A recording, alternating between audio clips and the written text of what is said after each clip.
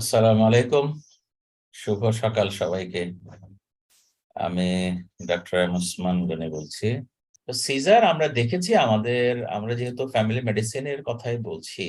আমি যখন চেম্বারে বসছি বা আপনিও বসছেন, তখন হঠাৎ করে কোনো রোগী চেম্বারের মধ্যে একটা কনভালশন শুরু হয়ে গেল, এমনও দেখতে পারি। অথবা এমন হতে পারে যে আপনার সাথে রোগীর পরিবারের পরিচয় আছে, থাকাটাই স্বাভাবিক, যেহেতু আমি ফ্যামিলি ফিজিশিয়ান, এক কথায় সহজভাবে যদি বলি।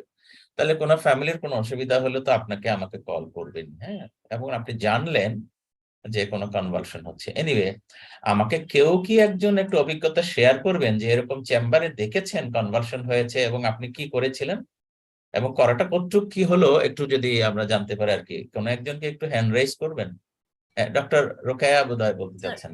আমরা ডক্টর রোকেয়া। মানে সেই যে মানে যেটা দেখেছি সেটা তো আসলে মেইনলি কনভার্সন, যেটা দেখেছি আমরা এক্লামশিয়া রিলেটেড দেখেছি, কিন্তু ওভাবে গুড। আসলে চেম্বার এটাও তো এটাও তো দেখিনি। একটা এটাও তো একটা কনভালশন, এটাও একটা সিজার, তাই না? হ্যাঁ, সেটাই দেখেছি মানে। Very good idea, very good idea. যদি দেখে থাকেন, একটু অভিজ্ঞতা মনে পড়ে, কম বেশি আমাদেরও মনে পড়ে। আমরা যখন ইন্টার্ন ছিলাম, অন্তত পক্ষে অবস্ট্রাকটিভ ওয়ার্ডে যখন কাজ করেছি, লেবার ওয়ার্ডে যখন কাজ করেছি, তখন তো এগুলো দেখেছি। একটু মনে পড়ে কি আপনার, কি ঘটেছিল, আপনি কি করেছিলেন, বা কলিগরা সিনিয়ররা কি করেছিলেন?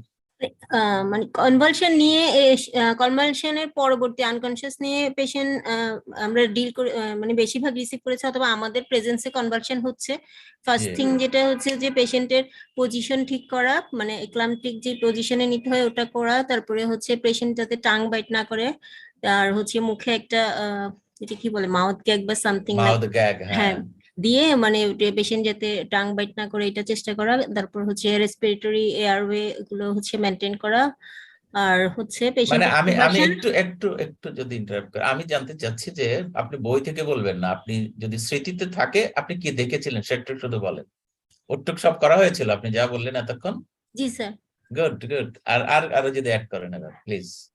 এরপর ওয়েল। স্যার হচ্ছে মানে আমাদের যেটা মেনলি তো ইয়ে থাকে যে চ্যানেল ওপেন করে হচ্ছে এনিহাউ হচ্ছে একবার কনভার্সনটাকে কন্ট্রোল করার জন্য আমরা তো ম্যাক্সেলভ দিতাম সেভাবে, যেটা ম্যাক্সেলভ আমরা মানে ঢাকা মেডিকেলের একটা প্রোটোকল ছিল, বা প্রাইভেট সেক্টরে আমরা ন্যালেপসিন দিয়ে দিতাম। তারপর হচ্ছে ওইটা দেওয়ার আগে যেটা হচ্ছে আমাদের ক্যাথেটার করা পেশেন্টকে, তারপর আর এইসব কিছু আর কি সব মিলে মানে একজন আনকনশাস প্রোটোকল এটা আর পেশেন্টে, হ্যাঁ, আনকনসিয়াস পেশেন্টের যা যা ম্যানেজমেন্ট আর ম্যানেজমেন্ট কি। তা করা হয়েছে। এবং হ্যাঁ, যখন এটা ক্লাম্পটিক কনভালশন হয়েছে, হ্যাঁ, তখন একটা স্পেসিফিক ড্রাগ ওয়াজ ইম্পর্টেন্ট, তাই না? হ্যাঁ, সেভাবে ইউজ ম্যাগনেসিয়াম করেছে। সালফেট। তো আর সেটা তো খুব একটা অ্যাভেলেবেল না স্পেশাল। থাকলে হয়তো ডায়াজিপাম ড্রিপ দিয়ে বা জি, জি, ডায়াজিপাম জি, জি, জি, ডাইরেক্ট জি, দিয়ে জি। চেষ্টা করেছি হ্যাঁ, এরকম। হ্যাঁ। তো আমাদের আজকের আলোচনাও কাছাকাছি, যদিও আমরা হয়তো এক্লামশিয়া প্রি এক্লামশিয়া আলাপ করবো না, এটা হ্যাঁ, আপনাদের অন্য মডিউলে হবে। এবং আমার আজকের ক্লাসটাও কিছুটা হয়তো বা ছন্দপতন মনে হতে পারে, তবে এই ক্লাসটা নেক্সট টাইমে না হয়ে আজকের যদি এর কোনো পেন্ডিং থাকে সেটা হয়তো করে দেওয়া হবে। এনিওয়ে, আমাদের এমন কোনো পড়ার চাপ নাই যে আমরা আগে থেকে বেশি পড়ে আসতে হচ্ছে, ব্যাপারটা এমনও না। আমরা খুব হালকা ভাবে আগাই। এটা যদি সিজার হয়, বরং একজন রোগী বা আমার সামনে যদি আসেন বা আমি যদি জানি, প্রথমেই রোগী বলবেন যে রোগী বেহুঁশ হয়ে গিয়েছেন, ব্যাপারটা এমনই বলেন। সেখানে কেউ যদি দর্শক না থাকেন, তাহলে কিন্তু এটা সিজার কি ছিল না ছিল কেউ বলতে পারে না।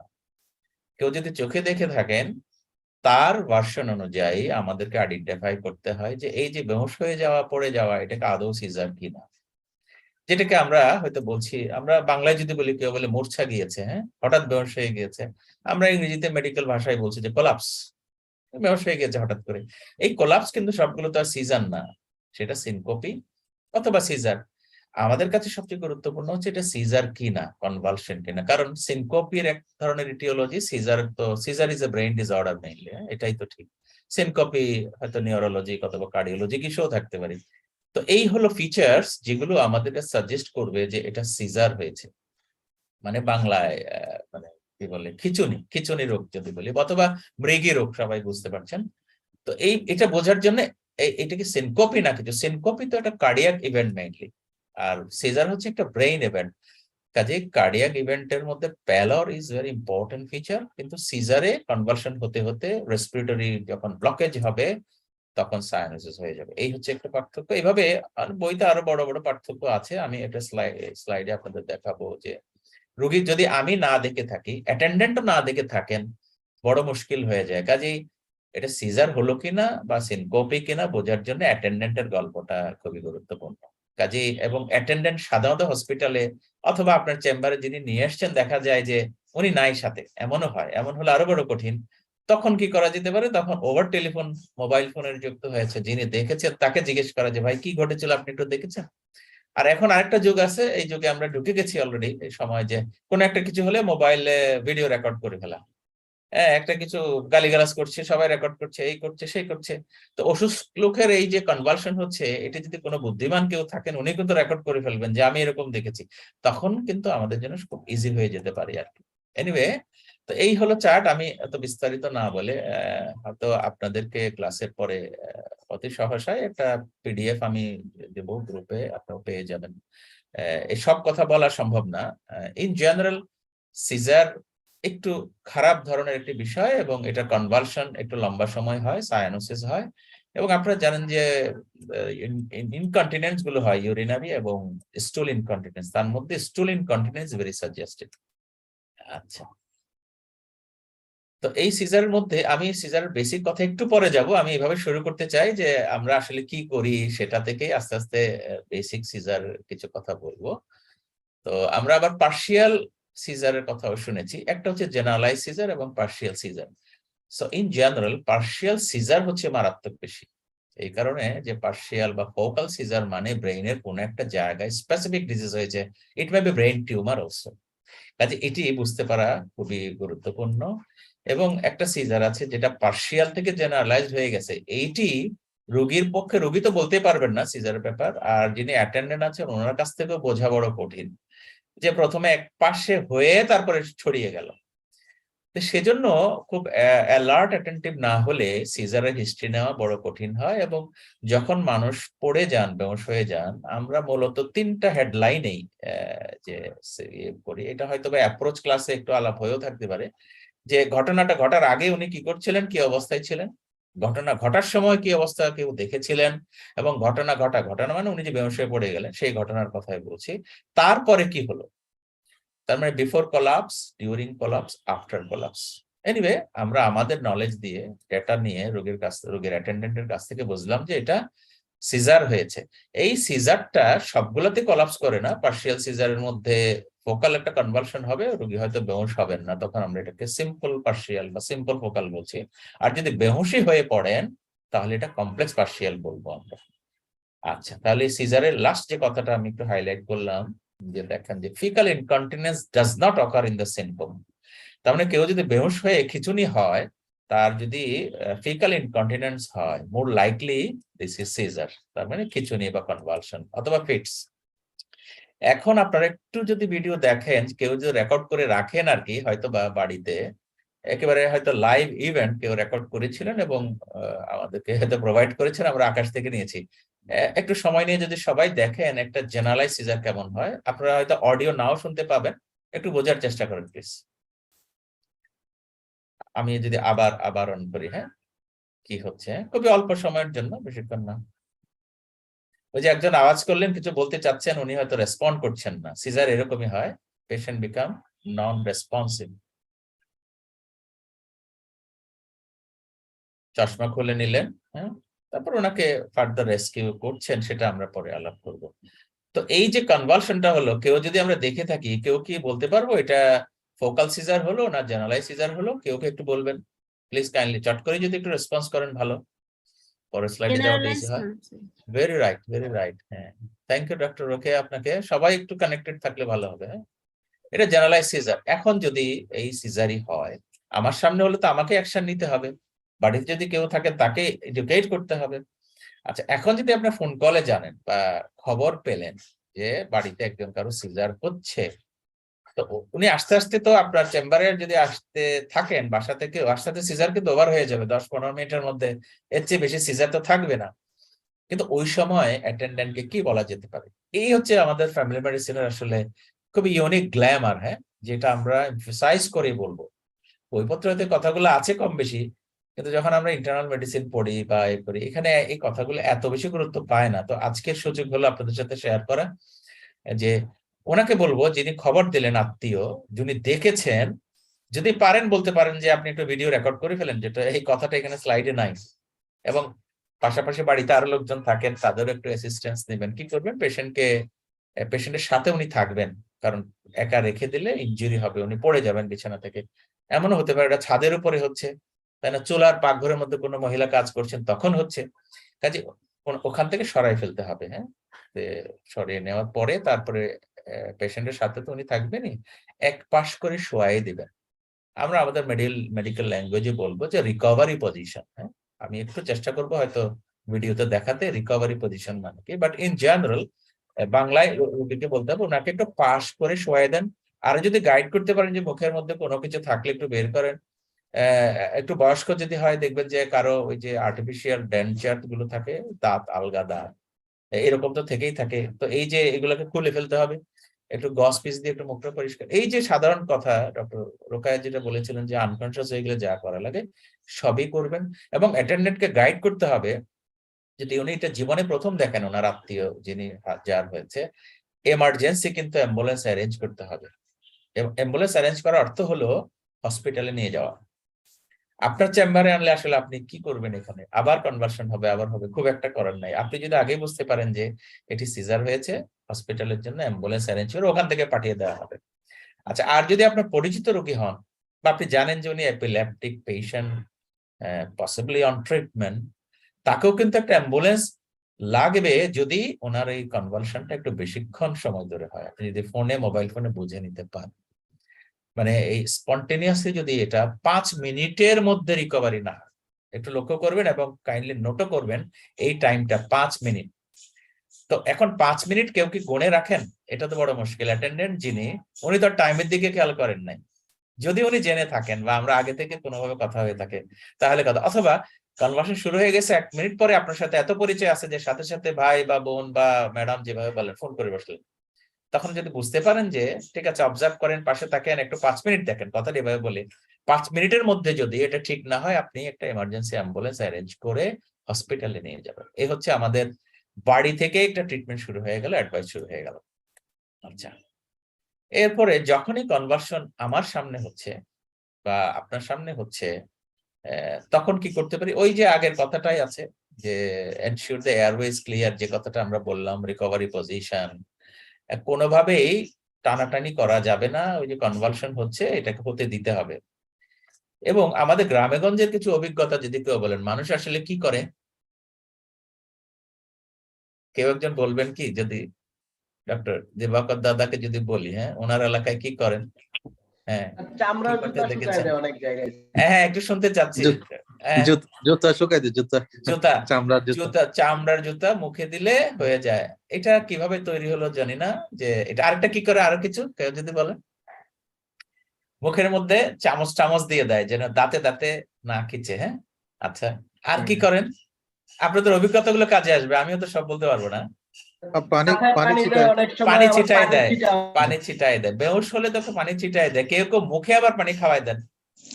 কাগজে লেবুর পাতা হ্যাঁ? শুকায়, কাগজে আচ্ছা লেবুর আচ্ছা, পাতা। এই যেটা নতুন কথা আমি শুনলাম যে লেবুর পাতা শুকায়, এরকম অনেকের অভিজ্ঞতা এমন হয়েছে। আসলে এটা কতটুকু জাস্টিফাইড? Not at all.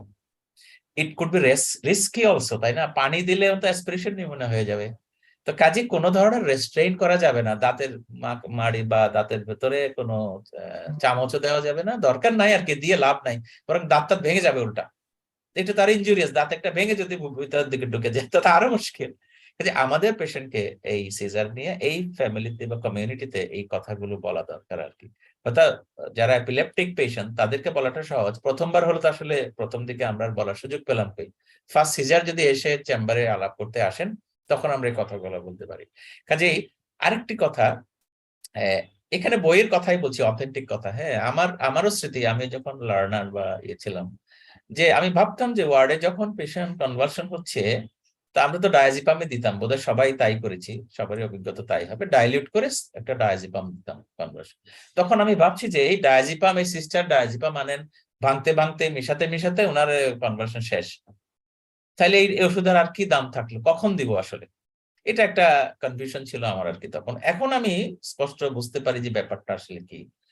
যদি কনভার্সন শেষ হয়ে যায় আমরা আসলে কিছু করব না, মানে ডায়াজিপাম দিব না, কারণ ডায়াজিপাম আইভি বেডের মধ্যে দেওয়া অনেক সময় রিস্কি হয়, ইভেন আপনার চেম্বারেও কিন্তু রিস্কি হতে পারে, এটা কার্ডিও রেসপিরেটরি ডিপ্রেশনও করতে পারে। তো 5 মিনিট কিন্তু আবারও ক্রিটিক্যাল টাইম, যে 5 মিনিট পর্যন্ত সিজারে কোনো ওষুধ না দিলেই চলে, এটা হলো স্টাডি বলছে, গবেষণাই বলছে। কাজেই আমি একটু দেখি যে 5 মিনিটের মধ্যে কি হয়, তো এর মধ্যে অবশ্য ডায়াজিপামটা রেডি করে রাখা উচিত। আমি ওষুধ রেডি করে না রাখলে 5 মিনিট যখন পার হয়ে যাবে তখন যে আমি দেবো, ওখানে তো আরো 2 মিনিট চলে যাবে ডায়াজিপাম জোগাড় করতে। কাজে এজ এ জেনারেল প্র্যাকটিশনার আমি মনে করি কারো যদি ওরিয়েন্টেশন নাও থাকে, আজকের এখান থেকে আমরা মেসেজ নিতে পারি যে এরকম কিছু ইমার্জেন্সি সিচুয়েশন ডিল করার জন্য তো আপনার ব্যাগটা রেডি থাকবে না, আপনার নিশ্চয়ই জিপি ব্যাগ সম্পর্কে আইডিয়া হয়তো পেয়ে গেছেন মডিউল আগের ক্লাসগুলোতে, সেই ব্যাগের মধ্যে কিছু লাইফ সেভিং মেডিসিন থাকবে। সো ডায়াজিপাম রেডি করে 5 মিনিট পার হয়ে গেলে আমরা আইভি দেবো। নিচে একটা ডোজ দেওয়া হয়েছে, লক্ষ্য করেন যে বয়স অনুযায়ী। এখন কোনটা কনভিনিয়েন্ট হয়, বইতে তো ওইভাবেই আছে। আমি যে বইয়ের কথা বলছি Oxford handbook of general practitioners, আমি মনে করি যে ফ্যামিলি ফিজিশিয়ানদের জন্য এটা একটা ছোট বই, বেশি বড় লাগবে না, আবার বেশি ছোটও না, এমনি সাইজে হয়তো হ্যান্ডবুকের মতো হয়েছে। তো কাজে এখানে যথেষ্ট ইনফরমেশন আছে, আপনি ম্যাক্সিমাম জিনিস ম্যানেজমেন্ট এই বই থেকে পিক আপ করতে পারেন। আপনাদের লার্নিং মেটেরিয়ালে না থাকলে আই ক্যান প্রোভাইড, এটা কোনো সমস্যা হবে না। তো সেখান থেকে এটা পিক আপ করা, যে জিপিদের জন্য তো বই। তো 5 মিনিট পরে গেলে এখন মাইডাজোলাম বাক্কাল লিকুইড হয়তো বেশি অ্যাভেলেবল না, হ্যাঁ আইভি লরাজিপাম আমরা হয়তো অভ্যস্ত, তবে এটা বোধহয় খুব ইজি হবে, রেক্টাল ডায়াজিপাম। এটা একটা টিউব দিয়ে, যেটা ডক্টর রোকেয়া এবং আরেকজন কলিগ আছেন উনি বলেছেন, বয়স অনুযায়ী মোটামুটি এরকম আর কি, এইরকম করে দিলে তার কনভালশনটা শেষ হবে। এই হচ্ছে আমার প্রথম কাজ হলো।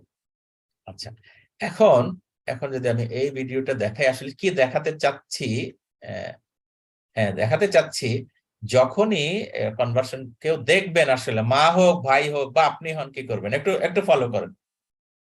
বাবু টেলিভিশন দেখছেন, হঠাৎ করে একটা কিছু ঘটছে, এই যে পড়ে গেছে,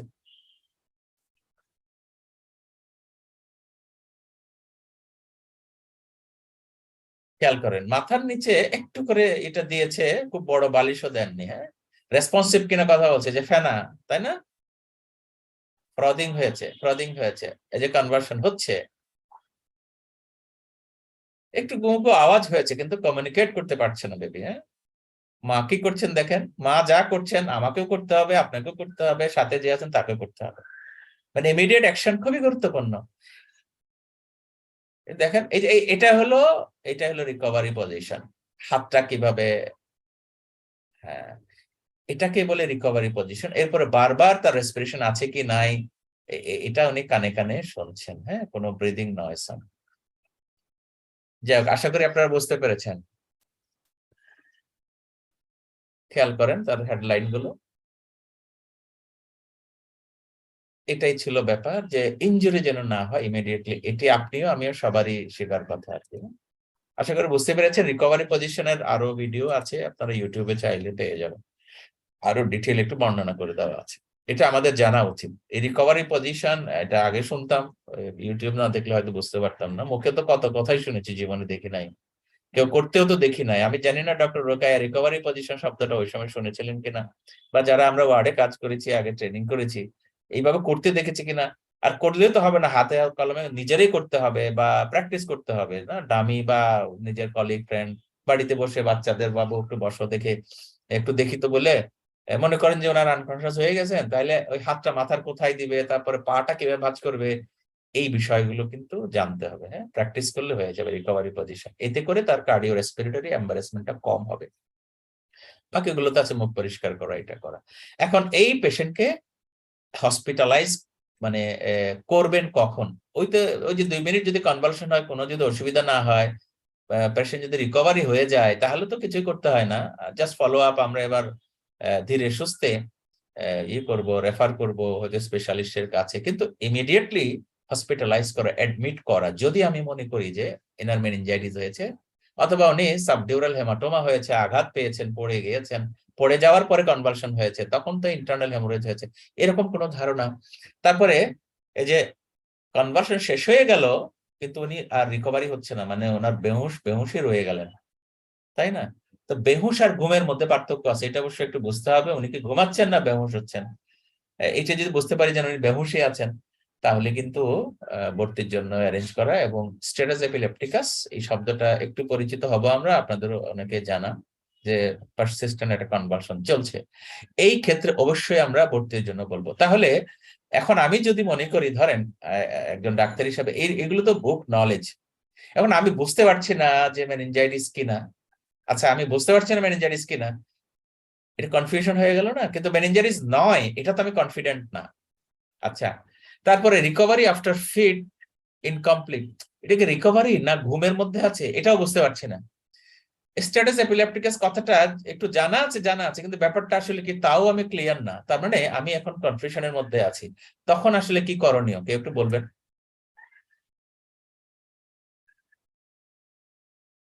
এটা বেনিফিট অফ ডাউট আসলে কি করব? কেউ আগ্রহী হলে ভালো আর কি কথা বলার জন্য, নাহলে আমাকে একাই বলতে হবে। জি রেফার ডক্টর। রেফার করতে হবে, অবশ্যই রেফারেল অবশ্যই। হ্যাঁ, এখন রেফারেল নলেজ দেখেন, আমরা ফ্যামিলি মেডিসিনে ভালো করে শিখেছি। রেফারেল মানে আমরা কাগজে রেফার টু কোথায়, হসপিটাল, রেফার টু ইমার্জেন্সি লিখেছি।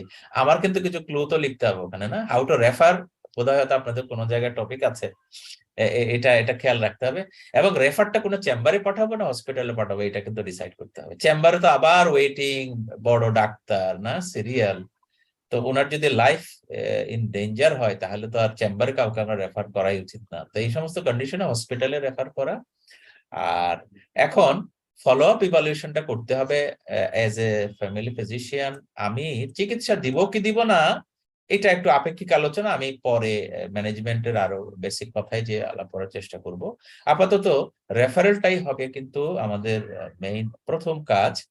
এবং ফার্স্ট ফিট যখন হবে জীবনে কোনো রোগীর, অবশ্যই অবশ্যই অ্যাসেসমেন্ট দরকার। আর আমি জানি যে ওই যে একটু আগে বলেছি এপিলেপটিক পেশেন্ট ওষুধ খাচ্ছেন, মাঝে মধ্যে 1 মিনিট 2 মিনিট কনভালশন হচ্ছে, এই রোগী রেফার না করলেও চলে, কারণ এটা তো জানি আমরা এই ফিট এই কনভালশন আন্ডার কন্ট্রোলে আসতে তো একটু সময় লাগতেও পারে।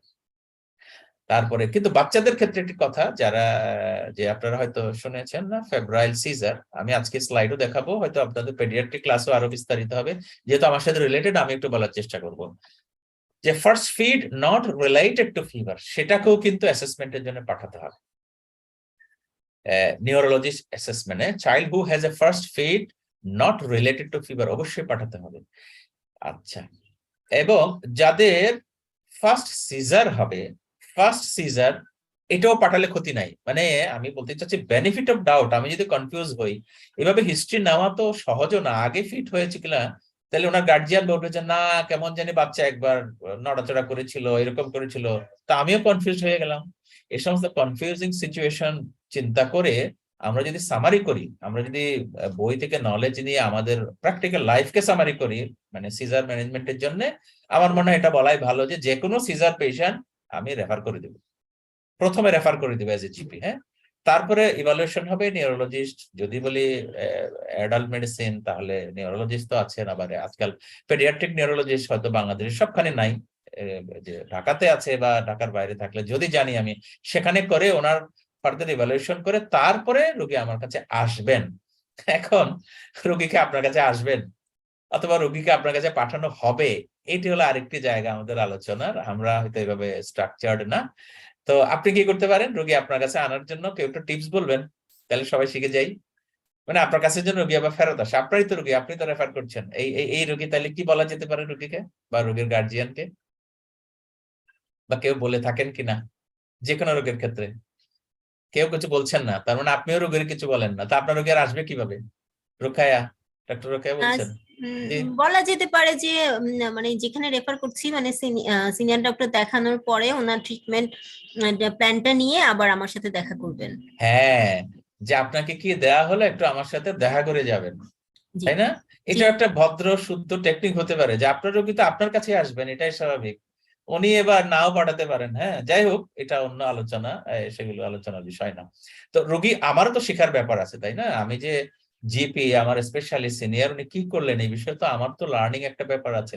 এটা আশা করি আমাদের বাংলাদেশে আস্তে আস্তে শুরু হচ্ছে বা হবে, আপনারাই শুরু করবেন এই কাজগুলো। আমরা চেষ্টা করব আমাদের জায়গা থেকে এই টিপস গুলো আলাপ করে দেওয়ার জন্য। এনিওয়ে, তো এই হলো আমাদের সিজার ম্যানেজমেন্টের কথা ইন জেনারেল। আর ওইটাই আবার একটু মনে করিয়ে দেয়া হলো যে ফার্স্ট সাসপেক্টেড সিজার, খেয়াল করেন, সাসপেক্টেড সিজার মানে ইভেন সিজার না, অথচ আমি সিজার নয় তা বলতে পারছি না, মানে এটা সিনকোপি না সিজার, আমি কনফিউজড যদি হই, সেক্ষেত্রেও কিন্তু রেফার করা উচিত and to be assessed by the neurologist. এবং সেই কোন নিউরোলজিস্ট, এবং যদি বলি যে আমরা তো স্পেশালিস্ট, যারা, আমিও স্পেশালিস্ট প্র্যাকটিস করি, আমরা আসলে জেনারেল প্র্যাকটিসই করি, তো যিনি নিউরোলজিস্ট যার স্পেশাল ট্রেনিং আছে এপিলেপসির, যদি সুযোগ থাকে আর কি, যারা ঢাকায় থাকেন হয়তো সুযোগ পাবেন, চিটাগং রাজশাহী যারা মানে সাব ডিভিশনাল এরিয়াতে থাকে তাদের হয়তো সুযোগ থাকবে, রুরালে জেলা বা উপজেলা পর্যায়ে সুযোগ হয়তো নাই। যদি সুযোগ থাকে আমরা তাদের কাছে রেফার করব, কারণ এর ভেতরে convulsion May be A presentation of the brain tumour, যদিও এটা ফোকাল বা পার্শিয়াল হয় আর কি, মেডিকেল ল্যাঙ্গুয়েজে তো পার্শিয়াল বলি, ফোকাল বলাটা আরো সহজ হয়। এই জন্য তার কাছে যাওয়া, এবং কিছু গাইডেন্স থাকবে, মেডিকেশন উনি দিবেন, তারপরে ওনার ওয়ার্ক এনভায়রনমেন্ট কি, ড্রাইভিং কি, উনি দিতেও পারেন নাও দিতে পারেন। আমি মনে করি যে এই জায়গায় ফ্যামিলি ফিজিশিয়ানের রোলটা অনেক বেশি শক্ত, ড্রাইভিং এর ব্যাপার বলা, ওনার মানে প্রফেশনটা কি, ডেঞ্জারাস কাজ করেন কিনা। আপনারা নিশ্চয় জানেন যে প্রফেশন না হলেও গ্রামে তো অনেকে ডাব গাছে চড়েছেন, আপনারা যারা আছেন বড় ছোট অনেকেই, জানি না ছোটবেলায় ডাব গাছে উঠেছেন কিনা, আম গাছে, আমি হয়তো উঠি নাই বা পারি নাই, অনেকেই আছেন যে ডাব পারতে পারেন, থাকতেও পারেন। তো গ্রামে অনেক আছে গাছে উঠে পড়ে, তো এরা তো কোনো অকুপেশন প্রফেশন না, তাহলে আমাদের কিন্তু বলার সময় যদি সিজার হয় এটাও তো বলতে হবে যে আপনি গাছে উঠবেন না, তাই না? ওই তার ছিঁড়ে গেলে ইলেকট্রিশিয়ান এসে মই দিয়ে তার ঠিক করছে, পিলারের খাম্বার উপরে দাঁড়ায়, ছোটবেলার স্মৃতির কথা বলছি আর কি। তো এই সমস্ত অকুপেশন থাকলে যার সিজার ট্রিটমেন্ট হবে তাকে মানা করতে হবে। সাইক্লিংটা একটু রিস্কি হবে। সুইমিং, বিদেশিরা, আমাদের দেশে না যারা অভ্যাস যে সুইমিং করবেন, তাদেরকেও তো সুইমিং এর ব্যাপারে গাইড করতে হবে। গ্রামে এটা স্যার বলেন না যে আগুন, যাদের খিঁচুনি থাকে আগুন পানি থেকে দূরে রাখার জন্য, মনে হয় সেটা তো দূরে রাখার জন্য, এখন আগুনের পাশে হয়ে গেলে আমাকে আগুন রেস্কিউ পানির করে কাছে সরাই না নিতে হবে। যাওয়ার জন্য আর কি। Exactly exactly. পুকুরে, যেন পুকুরে আছে, গোসল করে পুকুরের মধ্যে, আবার পয়সাওয়ালারা কোথায় গোসল করে, ওই যে ইয়ে টাবের মধ্যে না, টাব টাব পানির টাব, বাথ টাবের মধ্যে বসে বসে ওখানে পানি দেখবে যে হাবুডুবু খেয়ে মরে গেছে রোগী, এরকম অনেক লোকজন মারা গেছে শুনেছি বাথরুমের মধ্যে। হ্যাঁ, 5 স্টার হোটেলে ঢুকে বাথ টাবে ঢুকছে, হয়তো কনভালশন হয়ে গেছে, ওখানে মরে গেছে পানি। তো এগুলো ইম্পর্টেন্ট, এই কাজগুলো ফ্যামিলি মেডিসিনের মানে খুবই খুবই গুরুত্বপূর্ণ বিষয়। এবং আপনারা বুঝবেন যে স্পেশালিস্ট প্র্যাকটিস বা আমাদের যে এই ট্রেডিশনাল প্র্যাকটিস, এই কথাগুলো খুব একটা ভালো করে বলা হয় না, একটু বলেছি তো বলেছি। তো এই কথাগুলো আসলে এখন যদি মনে করি যে আমার এত কথা বলার সময় কোথায়, হ্যাঁ সময় নাই, তাহলে আমি একজন মানে অ্যাসিস্ট্যান্ট যদি আমার থাকে, যারা স্পেশালিস্ট প্র্যাকটিস করেন তাদের কাছে একজন অ্যাসিস্ট্যান্ট থাকা খুবই ভালো, সেটা নার্সও হতে পারে, একজন জুনিয়র ডক্টর হতে পারে, আমরা অনেকেই করি। তার চেয়ে ভালো হয় একটা কাগজে যদি আমি লিখে দেই, এত কথা আমার বলার সময় নেই, ঠিক আছে, মিনিমাম একটা কাগজে বাংলায় বানিয়ে এটা দিয়ে দিলাম, উনি বাসায় যেয়ে পড়লেন, না বুঝলে পরের দিন এসে জিজ্ঞেস করলেন, এমনও করা যেতে পারে। মানে কথাটা হচ্ছে কিভাবে আমার কনসালটেশনটাকে কমপ্লিট করব। আমি তো একজন রোগী নিয়ে 1 ঘন্টা আলাপ করতে পারবো না, তাহলে আমাকে তো স্কিল তৈরি করতে হবে যে আমি 15 বা 20 মিনিটের মধ্যে একজন রোগীর পুরা ম্যানেজমেন্ট আউটলাইন কিভাবে দিতে পারি। হ্যাঁ, তো এই হলো ব্যাপার। ড্রাইভিং নিয়ে আমি একটু পরে আসছি। এখন স্ট্যাটাস এপিলেপটিকাস যে কথাটা হলো এইভাবে ডিফাইন করা আর কি। হ্যাঁ, যদিও মিনিট গোনা আসলে বড় কষ্ট, আবারও বলছি যে 5 মিনিট গেল না 5.5 মিনিট গেল, ওভারঅল একটা অ্যাসেসমেন্ট তো হয় যে না অনেকক্ষণ, বেশ 10-15 মিনিট হয়ে যাচ্ছে, এইভাবে যদি কেউ বলেন তাহলে এটা স্ট্যাটাস এপিলেপটিকাস। এটার আরেকটা প্রলং ফিটিং একটা শব্দ আছে, এগুলো একাডেমিক ডিসকাশন, আমরা এত বেশি মাইনিউট করলে মানে দরকার হবে না। আমরা যদি মনে করি যে পারসিস্টেন্ট কনভার্সন হচ্ছে, 5 মিনিটেরও বেশি হয়ে যাচ্ছে এটি, অথবা এই 5 মিনিট কনভার্সনের মধ্যে 5 মিনিট শেষ হয়ে গেল, 4 মিনিটে কনভার্সন মানে শেষ ওভার হলো, কিন্তু রুগী আর কনসাস হচ্ছেন না, মানে আনকনসাসনেসটা রয়ে যাচ্ছে, এটাকেই আমরা বলবো যে স্ট্যাটাস এপিলেপটিকাস। কেমন? তো যদি হয় মানে কনসাসনেস আসে, আবার আবার কনভালশন হচ্ছে, এমনও তো হতে পারে। রিপিটেড যদি কনভালশন হয় আমরা আরেকটা ওষুধ দিতে পারি, যেমন আমরা আগে জেনেছি পারেকটাল, তাই না? আইভি খুব স্লোলি দেওয়া যেতে পারে, ডাইলিউট করে অবশ্য। সেটা আবার এলিকটস বলে, যে এক একটা পুশ করে করে দেওয়া। আপনারা যদি কার্ডিওলজিতে কাজ করার অভিজ্ঞতা থাকে, মরফিনকে মিশায়ে একসাথে দেওয়া হয় না, যারা দেখে থাকবেন মনে রাখবেন যদি রাখেন, যে পুশ করে হয়তো 2 ml দেওয়া হয়, ব্যথা, বুকের ব্যথা চলে গেল, তারপর আরেকটা পুশ দেওয়া হয়। এই যে দেওয়া এটা হলো এলিকটস। তো আমি জানি না আমার প্রনাউন্সিয়েশন কারেক্ট হলো কিনা, হোয়াট এভার, স্পেলিং এরকম আর কি। তো এখানেও ডায়াজিপাম এভাবে দেওয়া যেতে পারে আর কি, হ্যাঁ, যে এভাবে সুগারেও দেওয়া যেতে পারে হাইপোগ্লাইসেমিয়ার জন্য। সো এইভাবে দিয়ে আমরা কন্ট্রোল করি আর কি। So what ever status epilepticus যদি সাসপেক্ট করি, এই ম্যানেজমেন্ট দিয়ে আমাদের অবশ্যই হসপিটালে পাঠাতে হবে। আর যাদের স্ট্যাটাস হয়েছে বলে মনে হচ্ছে, ম্যানেজমেন্টের মধ্যে এগুলা নিউমোনিক ডেভেলপ করেছে আর কি আপনাদেরকে অ্যাট্রাক্ট করার জন্য। DEFG মানে হলো ডোন্ট এভার ফরগেট গ্লুকোজ। অর্থাৎ এই যে কনভালশন হচ্ছে, দেখা যাবে যে ভেতর ভেতর ওনারা হাইপোগ্লাইসেমিয়ায় আছে, অন্য কোনো বড় রোগ নাই। এখন হাইপোগ্লাইসেমিয়া কিভাবে বুঝবেন? তো মাপলে বুঝবেন সিবিজি মেশিন দিয়ে। এখন নিশ্চয়ই আপনার চেম্বারে একটা সিবিজি মেশিন থাকতে হবে, না থাকলে আপনারা দয়া করে জোগাড় করবেন, এটা আমার সাজেশন আর কি। হ্যাঁ, হয়তো অনেকের আছে যারা প্রিভিলেজ এরিয়াতে কাজ করেন। এটা তো ধরেন আমি যেখানে কাজ করি হসপিটালে, ওখানে ইমার্জেন্সি রুম আছে, আমার চেম্বারে না হলেও আমি পাশে পেয়ে যাচ্ছি। আপনি যেখানে একা কাজ করবেন, কিছু ইনস্ট্রুমেন্টের মধ্যে এই blood sugar machine very very important, এখন না স্টেথোস্কোপের মতোই গুরুত্বপূর্ণ। তো এরকম রোগীর যদি সুগার হয়, তাহলে সুগারের ম্যানেজমেন্ট কি হবে আমরা আজকে শেষের দিকে আলোচনা করবো একটু। তো এটি গ্লুকোজের কারণে হাইপোগ্লাইসেমিয়ার জন্য এটি আগে বলা হতো, আমরা যখন স্টুডেন্ট যারা ওই এইজের কাছাকাছি, আপনাদের মনে পড়ে যে যে প্রশ্ন করা হতো ইভেন সেকেন্ড ইয়ারের পরীক্ষায়, ইভেন ফিফথ ইয়ার পরীক্ষায়, যে একজন রোগী বেহোশ হয়ে গেলেন, আপনি কি করবেন? আমাদের উত্তর বলা হতো যে আপনি গ্লুকোজ দিবেন। তো হাইপোগ্লাইসেমিয়া না হাইপারগ্লাইসেমিয়া তো না বুঝে গ্লুকোজ দিব উত্তর দিতাম। তখন বলা হতো যে হাইপারগ্লাইসেমিয়া হলে একটু গ্লুকোজ দিলেই বা কি, কিন্তু হাইপোগ্লাইসেমিয়া হলে তো রোগী বেঁচে যাবেন, সেটা ছিল যুক্তি। তো এখন তো যুগ পাল্টেছে, এখন একটা সিবিজি মেশিন কিন্তু অ্যাভেলেবল থাকা চাইলে আপনি হাইপোগ্লাইসেমিয়া মানে ডিটেক্ট করেই সুগার দিতে পারেন। মুখে খেতে পারলে মুখে দেবো, আমরা এটা পরে বলছি। সো এই হচ্ছে status epilepticus and its management. তো এখানে একটু করি, যেটি হয়তো এজ এ জিপি আমরা করবো না সবকিছুই, এই যে স্ট্যাটাসকে ভাগ করেছে আর কি। হ্যাঁ, এটা আমেরিকান অ্যাটিটিউডটা বলতে চাচ্ছি, আমার কাছে ভালো লেগেছে। তো আমি আপনাদের এই জায়গা তো সিরিয়াস হওয়ার জন্য বলবো না, শুধু প্রথম অংশটা হয়তো বা আমরা করি, যে আর্লি স্ট্যাটাস আমার কাছে যখন আসছেন, আমি হয়তো বা বেনজোডায়াজেপিন দিচ্ছি আর কি। হ্যাঁ, হয়তো বাক্কাল অথবা রেকটাম, ইভেন আইভি দেওয়া যেতে পারে, ওই যে স্লো পুশ করে দেওয়া যেতে পারে। এরপরে যখন এই স্ট্যাটাস কন্ডিশনটা পারসিস্ট করে যাচ্ছে 30 মিনিটের পরে, তখন এটাকে বলা হচ্ছে, এটা অথর একটু অথর এক একভাবে ডিফাইন করেছেন, বিশেষ করে এই টাইমিংটা কিন্তু। হ্যাঁ, তো আমাদের তো কনফিউজ হওয়ার কিছু নাই, আমরা কোনো একাডেমিক প্রশ্নের উত্তরও দিতে যাব না যে 30 মিনিট 5 মিনিট। আমরা যদি দেখি যে 5 মিনিটের বেশি, অবশ্যই আমরা মেডিসিন দেবো, এবং তারপরে যদি দেখি যে রোগী ভালো হচ্ছেন না, আমরা অবশ্যই অ্যাম্বুলেন্স দিয়ে হসপিটালে পাঠাই দেবো। হ্যাঁ, আর ফার্স্ট হলে তো অবশ্যই পাঠাবো হসপিটালে। যদি রিকভারি হয়ে যায় আমরা পাঠাবো স্পেশালিস্টের কাছে, রিকভারি না হলে হসপিটালে পাঠাবো। এই হচ্ছে টিপস সিজারের জন্য। তো এই জন্য আসলে আপনাদের অভিজ্ঞতা আমি শুনতে চেয়েছিলাম, কারো অভিজ্ঞতা থাকলে ভালো হতো। যদি কোনো আপনি মনে করেন যে আজকের আলোচনার পরে হ্যাঁ আমি বোধহয় এইটা করিনি, তাহলে আমরা আরেকটু ইন্টারেক্টিভ ডিসকাশন করতে পারি। এরপর সুযোগ আছে, আপনারা যে কোনো সময় বলতে পারবেন, হ্যান্ড রেজ করাটাই কাজ। এখন আমরা কিছুটা ইনফরমেশন স্টোরে চলে যাই, যে কাদের সিজার বেশি হয়। এটা জানার অর্থ হলো যে এই জিনিসগুলো যেন রোগীদের না ঘটে, সেই জন্য। হ্যাঁ, আপনাদের টপিকে একটু দেখেছেন আজকে যে sleep deprivation may be a reason for the seizure. তো যাদের আসলে সিজার হয়ে গেছে তারা তো অবশ্যই রিস্কি, যে ঘুমটা যদি না হয়ে থাকে তাহলে কিন্তু এই সিজার হওয়ার থ্রেশহোল্ড বেড়ে যায়। তো ধরেন আমি একটা পেশেন্ট ফলো করছি, আপনিও করছেন, নিউরোলজিস্ট দিয়েছেন অথবা একজন ইন্টার্নিস্ট মেডিসিন স্পেশালিস্ট মেডিসিন দিয়েছেন, আপনি ফলো করছেন। তো সেখানে অ্যান্টি এপিলেপটিক ড্রাগও আছে, এরপরও সিজার হচ্ছে। একটু এখন যদি আমি গল্পটা না নেই যে আপনার ঘুম কেমন হয়, তখন আবার মনে হতে পারে যে ওনার অ্যান্টি এপিলেপটিক মেডিসিন বোধহয় বাড়াতে হবে। তো অ্যান্টি এপিলেপটিক মেডিসিন বাড়ানো মানেই কি, ওই ওষুধের সাইড ইফেক্ট এর মধ্যে পৌঁছায় দেওয়া। তো কাজেই এই ব্যাকগ্রাউন্ডটা স্লিপ ডিপ্রাইভ হয় কিনা অবশ্যই জেনে নেওয়া, এবং এই জগতে সবারই স্লিপ ডিপ্রাইভেশন কোনো না কোনো ভাবেই হচ্ছে। এই ইন্টারনেটের যুগে, সোশ্যাল মিডিয়ার যুগে আমরা নিজেরাই নিজের স্লিপকে ডিপ্রাইভ করছি, এইটা ঠিক। কাজেই যিনি অসুস্থ তাকে ভালো করে বুঝিয়ে বলা, আর ড্রাগ যেন মিস না করেন, এই যে কাজ।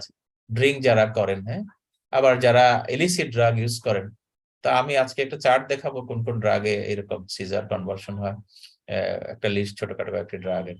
তারপরে এই যে ফিজিক্যালি মেন্টালি যদি এক্সস্টেড, খুবই টায়ার্ড থেকে, তাই না, তারপর লাইট যদি পড়ে চোখে, টেলিভিশন দেখতে দেখতে কনভার্সন হয়ে যেতে পারে, অথবা গাড়িতে চড়ছেন, গাড়ির সামনের সিটে বা বাসে বসছেন বা কারে বসছেন, দূর থেকে রাতে লাইট এসে পড়ছে চোখে, তাদেরও কিন্তু সিজার অ্যাগ্রাভেট করতেই পারে, যে কোনো ইনফেকশনে সিজার অ্যাগ্রাভেট করতে পারে। হ্যাঁ, এই যে লাউড নয়েজ, ব্যান্ড পার্টির গান, নাচ, যিনি রোগী ওনাকে বলতে হবে আপনি অ্যাভয়েড করেন এগুলো, হ্যাঁ ওখানে যাবেন না, এটা বলাই ভালো হবে আর কি। হ্যাঁ, তো কাজে এটা ইম্পর্টেন্ট যে আমাদের এই জগতের জন্য এই যে সারাউন্ডিং এনভায়রনমেন্ট সাথে এই কথাগুলো, এই জন্য এই স্লাইডটা আপনাদের দেখানো, আমরা যেন বুঝতে পারি এবং বলতে পারি।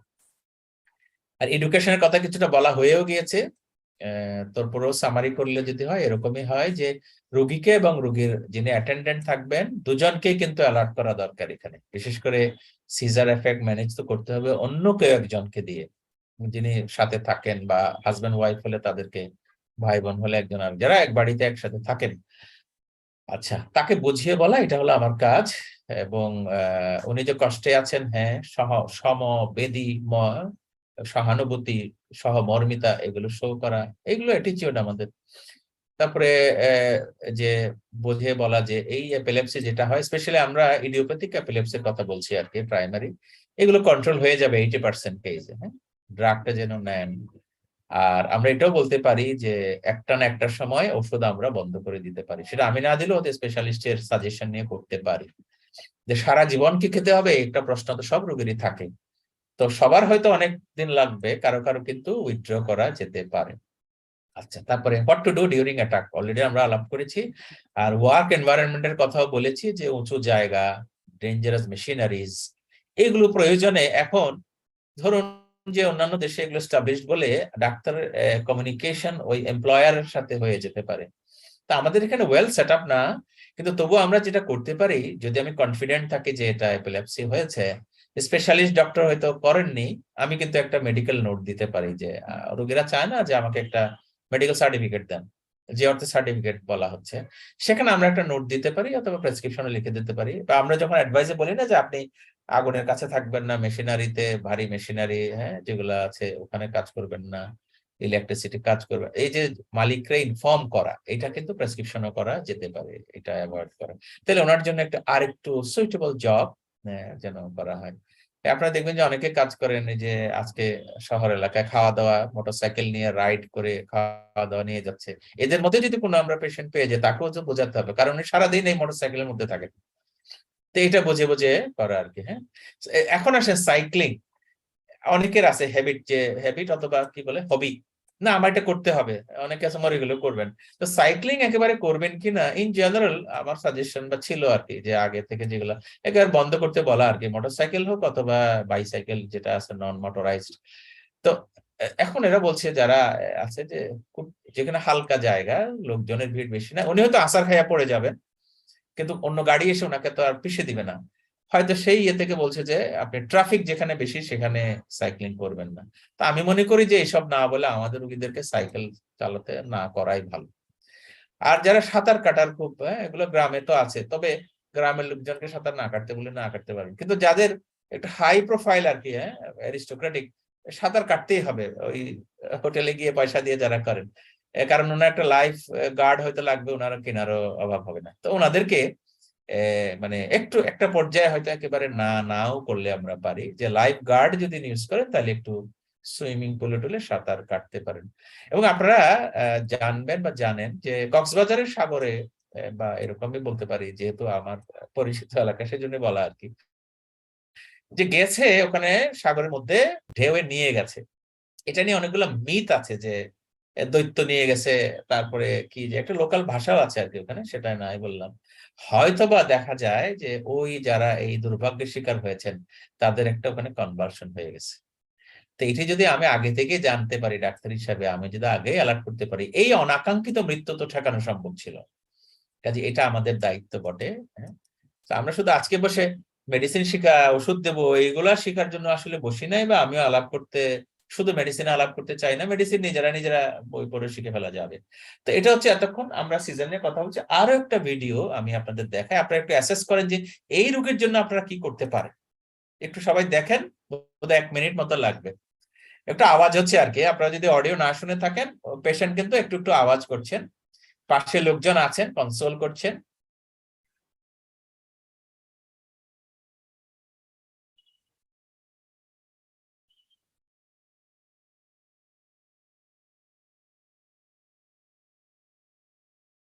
দেখেন আশ্বস্ত করার জায়গা কোথায় লক্ষ্য করেন, যে টাচ করছে না, আপনাদের হয়তো বডি ল্যাঙ্গুয়েজ নিয়ে আমিও লাইভ ক্লাসে ওখানে বলেছি ফেস টু ফেস, শোল্ডারের মধ্যে টাচ করা, হ্যাঁ অ্যাসিওর করা, এটা মানে প্রফেশনাল আর কি, শোল্ডারে টাচ করা। এই যে ওটা রোগী যেন কিছু বলতে চাচ্ছেন, দেখেন মানে কিছুটা মনে হয় যেন আধা হাফ কনসিয়াস হাফ আনকনসিয়াস বলি না আমরা, এরকম রোগী কথা বলাচ্ছে, মাথা নাড়াচ্ছেন। আসলে কেউ একটা হাত তুলবেন দয়া করে, এটা দেখে আপনি কি ভাবছেন, ওনার কি হয়েছে মনে করছেন? কেউ যদি একটু রেজ করেন, হ্যান্ড রেজ করেন, I will be pleased if you want to say. কেউ একজন, প্রায় শেষ হয়ে যাচ্ছে, কেউ একটা হাত তুলবেন বলার জন্য। কি হচ্ছে? Doctor Sumaiya welcome. জি জি, আপনি তাহলে আমি অফ করে দেই। জি ডক্টর সুমাইয়া বলেন তো কি হচ্ছে, আমরা একটু যথেষ্ট দেখার জন্য আমরা ওনার ডায়াগনোসিস কি ভাবতে পারি এবং আমি কি করব। ইনি তো হসপিটালে পেশেন্ট না, ভর্তি আছেন বলে মনে হচ্ছে, অথবা ভর্তি হওয়ার পরে এমন চলছে। জি ডক্টর সুমাইয়া প্লিজ। আপনার ভয়েসটা শুনতে পাচ্ছি না, আমি জানি না বাকিরা শুনছেন কিনা।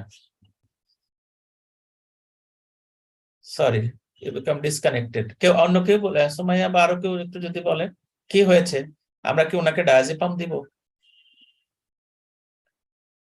বা আমরা ওনাকে মানে এপিলেপসি হয়েছে বলবো? উত্তর কেউ দিবেন? সিম্পল অ্যাংজাইটি নিউরোসিস মনে হচ্ছে। অ্যাংজাইটি নিউরোসিস বাংলায় বোঝায় বলেন তো, অ্যাংজাইটি নিউরোসিস শব্দটা? ব্যাপারটা মনে হচ্ছে ওর মানে জাস্ট সে মানে নিজে নিজেই করতেছে এটা। স্যার এটা সিজার অ্যাটাক, অ্যাকিউট সিজার অ্যাটাকে পেশেন্টকে ফার্স্টে অ্যাসিউর করব আমরা। না এশিওর করবো, আমি কি এটা সিজার বলবো কিনা, আসলে যেটা আমরা টিপিক্যালি এতক্ষণ আলাপ করলাম, আগেও ভিডিও দেখেছি।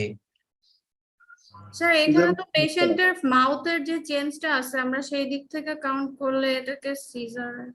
আচ্ছা, এটাকে সিজার আমরা বলবো ঠিক, আমরা একটা শব্দ বলে অভ্যস্ত, একটু ভালো করে মনোযোগ দেন। আমরা বলছি এপিলেপটিক সিজার, শব্দটা বলি এপিলেপটিক সিজার। তার মানে কিছু সিজার আছে যেটা এপিলেপটিক না, এই জন্য এপিলেপটিক সিজার বলি। এটাকে এপিলেপটিক সিজার খুব কনফিডেন্টলি বলা যায় না। না।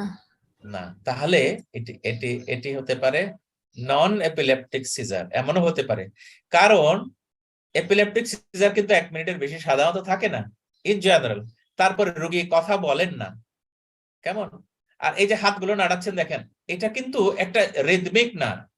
আমি আগের স্লাইডে দেখিয়েছি কিনা বা পরেও বলবো, এপিলেপটিক টনিক ক্লনিক কনভালশনটা হবে রিদমিক, মনে হয় যেন একই রকম টনিক হচ্ছে। ক্লনিক একসাথে সিমেট্রিক্যাল সিমেট্রিক্যাল না হলেও ফোকাল হলে তো সিমেট্রিক্যাল হবে না, ফোকাল সিজার হ্যাঁ। যদি হয়, কিন্তু সেটা হবে একই ধরনের flexion extension flexion extension.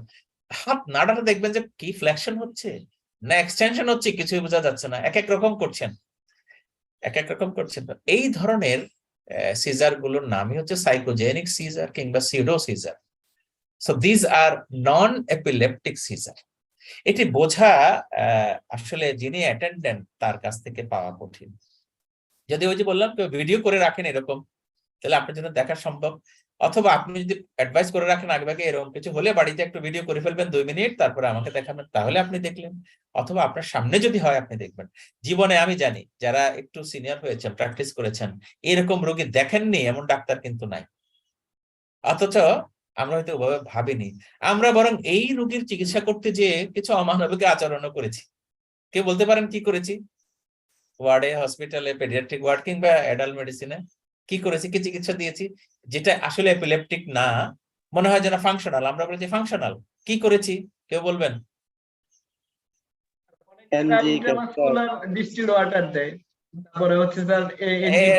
Doctor দিবাকর দাদা ভালো বলতে পারবেন, ওনার অভিজ্ঞতা কম্পারেটিভলি বেশি। কি করেছে দাদা? ওখানে ডিস্টিল অর্ডার দিয়েছে। হ্যাঁ, অনেক সময় রোগীদেরকে মাইরে দেওয়া হয়। মাইরা দেওয়া হয়েছে দেখেছেন? তাহলে দেখেন আমি কিভাবে প্রফেশন প্র্যাকটিস করেছি অথবা বড়দেরকে করতে দেখেছি। দুর্ভাগা মনে হয় আমার নিজের কাছেও এখন। হ্যাঁ, তো এটা তো সাইকোজেনিক, তার মনের মধ্যে একটা কনফ্লিক্ট আছে। তো মানুষের শরীরে যেমন রোগ থাকে মনেও তো থাকে। আমরা তো মনের চিকিৎসা দেইনি, তাকে একটা কাউন্টার একটা পেইনফুল স্টিমুলাস দিয়েছি, তাই না, মনটাকে শক্ত করার জন্য, ওই যে গালে একটা থাপ্পড় মারার জন্য বা মারা যেভাবে করে আর কি। It is inhuman and non professional. আমরা এই মেসেজ দিতে চাই। সিজার হয়েছে তো হয়েছে, এটা কিন্তু কেউ নিজে প্রডিউস করে না, লক্ষ্য করেন, এটা অজান্তে কিন্তু হয়। সিজার কিন্তু এটা ইনভলান্টারি অ্যাকশন, মানুষ কিন্তু ইচ্ছে করে সিজার তৈরি করতে এভাবে পারে না, কিন্তু মনের যখন কনফ্লিক্ট হয় সেটির একটি ক্লিনিক্যাল এক্সপ্রেশন হয়ে যায় seizure. So though it is not epileptic seizure, এটা কিন্তু নন এপিলেপটিক সাইকোজেনিক সিজার এমন বলা হতে পারে। তাহলে এখানেও আপনি ডায়াজিপাম যদি দেন তার কনভালশনকে ইয়ে করার জন্য, খুব আনজাস্টিফাইড হবে না, কারণ পারসিস্টেন্ট সিজার কিন্তু খারাপ, পারসিস্টেন্ট সিজার খারাপ, কিন্তু আন্ডারলাইং ট্রিটমেন্ট যেটা আছে সেটাকে আমাদেরকে ডাইভার্ট করে সাইকো বা সাইকিয়াট্রিক ইভালুয়েশনের মধ্যে নিয়ে যেতে হবে। তো সারাউন্ডিং কি হয়েছে সেটি হয়তো আমি একা পারবো না, তখন আমার সাইকিয়াট্রিক রেফারেল হয়তো লাগবে আর কি, এটাই আমরা করবো। এই জন্য মানে নন এপিলেপটিক সিজার এটা, যাই হোক এটা কিন্তু কম না, এটা চেম্বারে বলেন এখানে বলেন, এবং লোকেরা খুবই মানে রোগীর চাইতে আত্মীয় স্বজন কিন্তু খুবই অ্যাক্টিভ হবেন, এটাই স্বাভাবিক। তখন আপনার সিচুয়েশন বুঝে আপনি কি আলাপ করবেন না মানে এটা বলবো আর্টিফিশিয়াল হোক আর যেভাবে হোক সিচুয়েশনের কারণে রেফার করে দিবেন, সেটা আপনার সিদ্ধান্ত হতে পারে আর কি। হ্যাঁ, যদি সবটা আপনার গ্রিপে থাকে, খুব বেশি ওয়ারিড না হয়ে আমরা আলাপ আলোচনা মানে কাউন্সেলিং এক্সপ্লেনেশন এগুলো করতে পারি। রোগীর জন্য একটা এনভায়রনমেন্ট ক্রিয়েট করতে হবে আলাদা করে, তাই না? এবং এগুলো তো লোকজনের সামনে হয়, দেখবেন যেগুলো রাতে হয়নি, ঘুমানোর মধ্যে হয়নি, এভাবে তো গল্পটা থাকে। তো যাই হোক, তবে এটা ঠিক, যাদের এপিলেপটিক সিজার আছে তাদের মাঝে মাঝে আবার সাইকোজেনিক সিজারও কিন্তু কোএক্সিস্টেন্ট হতে পারে আর কি, এটা মনে রাখা দরকার। হ্যাঁ, যার সাইকোজেনিক সিজার হয়েছে এটাই যে শুধুই সাইকোজেনিক সিজার এটা না হয়ে আরেকদিন আরেকটা অ্যাটাক হচ্ছে, এটা হচ্ছে টিপিক্যাল এপিলেপটিক সিজার, এটাও ধরতে পারে। কাজে এরকম যখন সিচুয়েশনই হয় বাস্তবে, তাহলে আমাদের করণীয় কি আবারও মানে রেফারেল করাটা বেটার, ফার্দার ইভালুয়েশন করাটা বেটার। অনেকগুলো ইমেজিং এর ব্যাপার আছে, হ্যাঁ ইমেজিং এর ব্যাপার আছে। তা আমি আরেকটু কয়েক সেকেন্ড আপনাদের একটু সময় নেই, একটু দেখেন এই বাবুটার মধ্যে কি ঘটছে, একটু লক্ষ্য করেন। ছবিটা দেখেন, মনে হয় যেন অডিও বোধে শোনা যায় না এই ইয়েতে। ডক্টর আফরোজা স্নিগ্ধা, আমি যদি একটু রিকোয়েস্ট করি, আপনি ফ্রি থাকলে একটু বলবেন কি আমাকে এই যে অডিওটা শোনা যাচ্ছে কিনা, একটু কাইন্ডলি যদি বলতেন, বা যে কেউ একজন বলেন।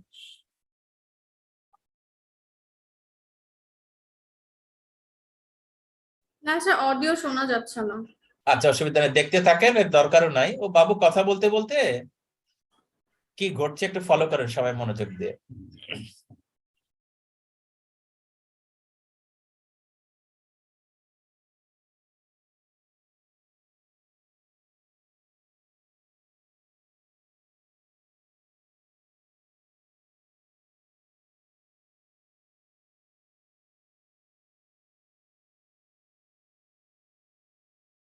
এই যে শুরু হয়ে গেল সিজার, হ্যাঁ, হঠাৎ করে দেখেন বাবু আনমনা, বাংলায় যদি বলে আনমনা হয়ে গিয়েছে কিছুক্ষণের জন্য। হ্যাঁ, এই যে শেষ হয়ে গেল। এটার নাম হচ্ছে আপনারা দেখেছেন অ্যাবসেন্ট সিজার। হ্যাঁ, অ্যাবসেন্ট সিজার। তাহলে কয়েকটা ভিডিও আমি চেষ্টা করলাম দেখাতে, আরো কিছু ভিডিও আর সময়ও নেব না, আপনারা নিজ উদ্যোগে দেখবেন। সিজার হচ্ছে এখন একটু একাডেমিক ডিসকাশনে বলতে পারেন যে একটা ক্লিনিক্যাল ইভেন্ট, যে কোনো একটি ঘটনা, এটা মোটর ঘটনাও হতে পারে, সেন্সরি হতে পারে। কেন হয়? Abnormal electrical discharge in the brain, এটার নাম সিজার। কিন্তু যখন বারবার হয় এটার নাম হচ্ছে এপিলেপসি। যখন রিকারেন্ট সিজার হয় তার নাম এপিলেপসি। এই হচ্ছে ডেফিনেশন। কাজে প্রথম যে সিজার হয় এটাকে আমরা এপিলেপসি হিসাবে লেবেল করবো না। জীবনে মানুষের অনেকেরই একবার সিজার হয়েছে, এটা ভবিষ্যতে আর নাও হতে পারে, কাজেই এটাকে আমরা এপিলেপসি বলবো না, বারবার হওয়াটাকে এপিলেপসি বলবো। কিন্তু যখন ফার্স্ট সিজার হয় আমার কাছে যখন আসবে, সেটি ফার্দার ইভালুয়েশনের দরকার আছে। এই জন্য আমরা এই জন্য বলেছি শুরু থেকে যে as a GP in better position to refer the case, এটা ভালো প্রাইমারি ম্যানেজমেন্ট দেওয়ার পরে। সো এখানে অ্যাবসেন্স আপনারা দেখলেন, পার্শিয়াল সিজার একটু ভালো ভিডিও আমার ছিল, তো ভালো মনে করেন দেইনি। তো এই যে কমপ্লেক্স পার্শিয়াল, এগুলো আপনাদের আগ্রহ নিয়ে আপনারা দেখে নিতে পারবেন। তো সিজারকে ক্লাসিফাই করতে গেলে চিকিৎসার জন্য এইভাবে ভাগ করা যেতে পারে, এই যে partial seizure, generalize seizure. Partial onset seizure মানে ফোকাল, এক জায়গা থেকে শুরু হয়ে সারা শরীরে ছড়িয়ে গেল। এগুলো মোটর সেন্সরি বিভিন্ন নাম আছে, আমার মনে হয় জিপি লেভেলে এত বেশি বোঝার দরকার নাই।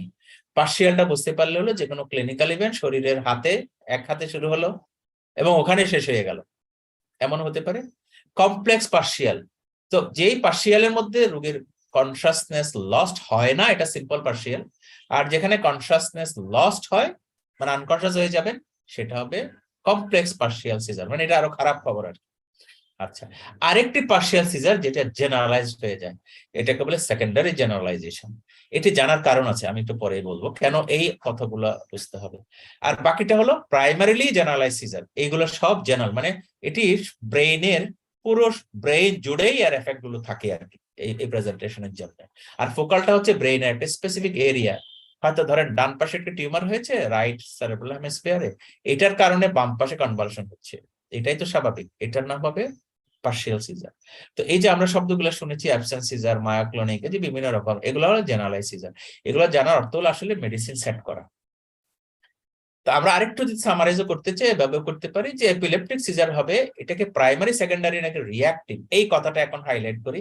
আমরা যে হাইপোগ্লাইসেমিয়া বলেছি এটা রিঅ্যাক্টিভ, অন্য কোনো মেটাবলিক কারণে কনভালশন হয় এটা রিঅ্যাক্টিভ, ইলেকট্রোলাইট ডিস্টারবেন্স থেকে একটা কনভালশন হতে পারে এটা রিঅ্যাক্টিভ। আচ্ছা, সেকেন্ডারি মানে স্ট্রাকচারাল ডিজিজ, এই সেকেন্ডারি যেটা, এটাকে বুঝে নিতে পারেন যে মোটামুটি পার্শিয়াল সিজার, যে একটা স্ট্রাকচারাল ডিজিজ ব্রেনের মধ্যে আছে, এই জন্য পার্শিয়াল সিজার হয়। সেই ক্ষেত্রে কিন্তু আপনি না করেন, বা আপনার থাকলে আপনি খুব কনফিডেন্ট হলে, বা অসহায়, অসহায় বলতে আশেপাশে আপনার স্পেশালিস্টের ওপিনিয়ন নেওয়ার মতো নয়, অথচ আপনাকে দেখতে চাচ্ছেন, তো যেখানে স্পেশালিস্ট নিয়ে বসে সেখানে এমআরআই করার স্কোপ হয়তো আপনার থাকবে না, বাট এবার স্ট্রাকচারাল কিছু থাকলে অবশ্যই এমআরআই করতে হয়। এই জন্য কনভালশন হলে, আমি হয়তো আজকের স্লাইডে দেখাবো না, পারছি না, বইতেও দেখবেন যে indication of the imaging in the seizure patient, এটি একটা বক্স আছে, আপনারা দেখে নিয়েন একটু কাইন্ডলি, বা আমি দেখি পিডিএফ এ দেব। আর এই প্রাইমারি মানে ফাংশনাল বলতে এটা ওই সাইকোজেনিক ফাংশনাল বোঝাচ্ছি না, মানে ব্রেইনের মধ্যে যে বায়োকেমিস্ট্রিটা আছে সেটা ডিসফাংশনাল হয়ে সিজার, এগুলাই হবে ইডিওপ্যাথিক সিজার। তো এটা ইডিওপ্যাথিক বলতে এটাই বেশিরভাগ হয়তো হয় যারা বিশেষ করে পেডিয়াট্রিক গ্রুপে হয়, আপনারা দেখেছেন।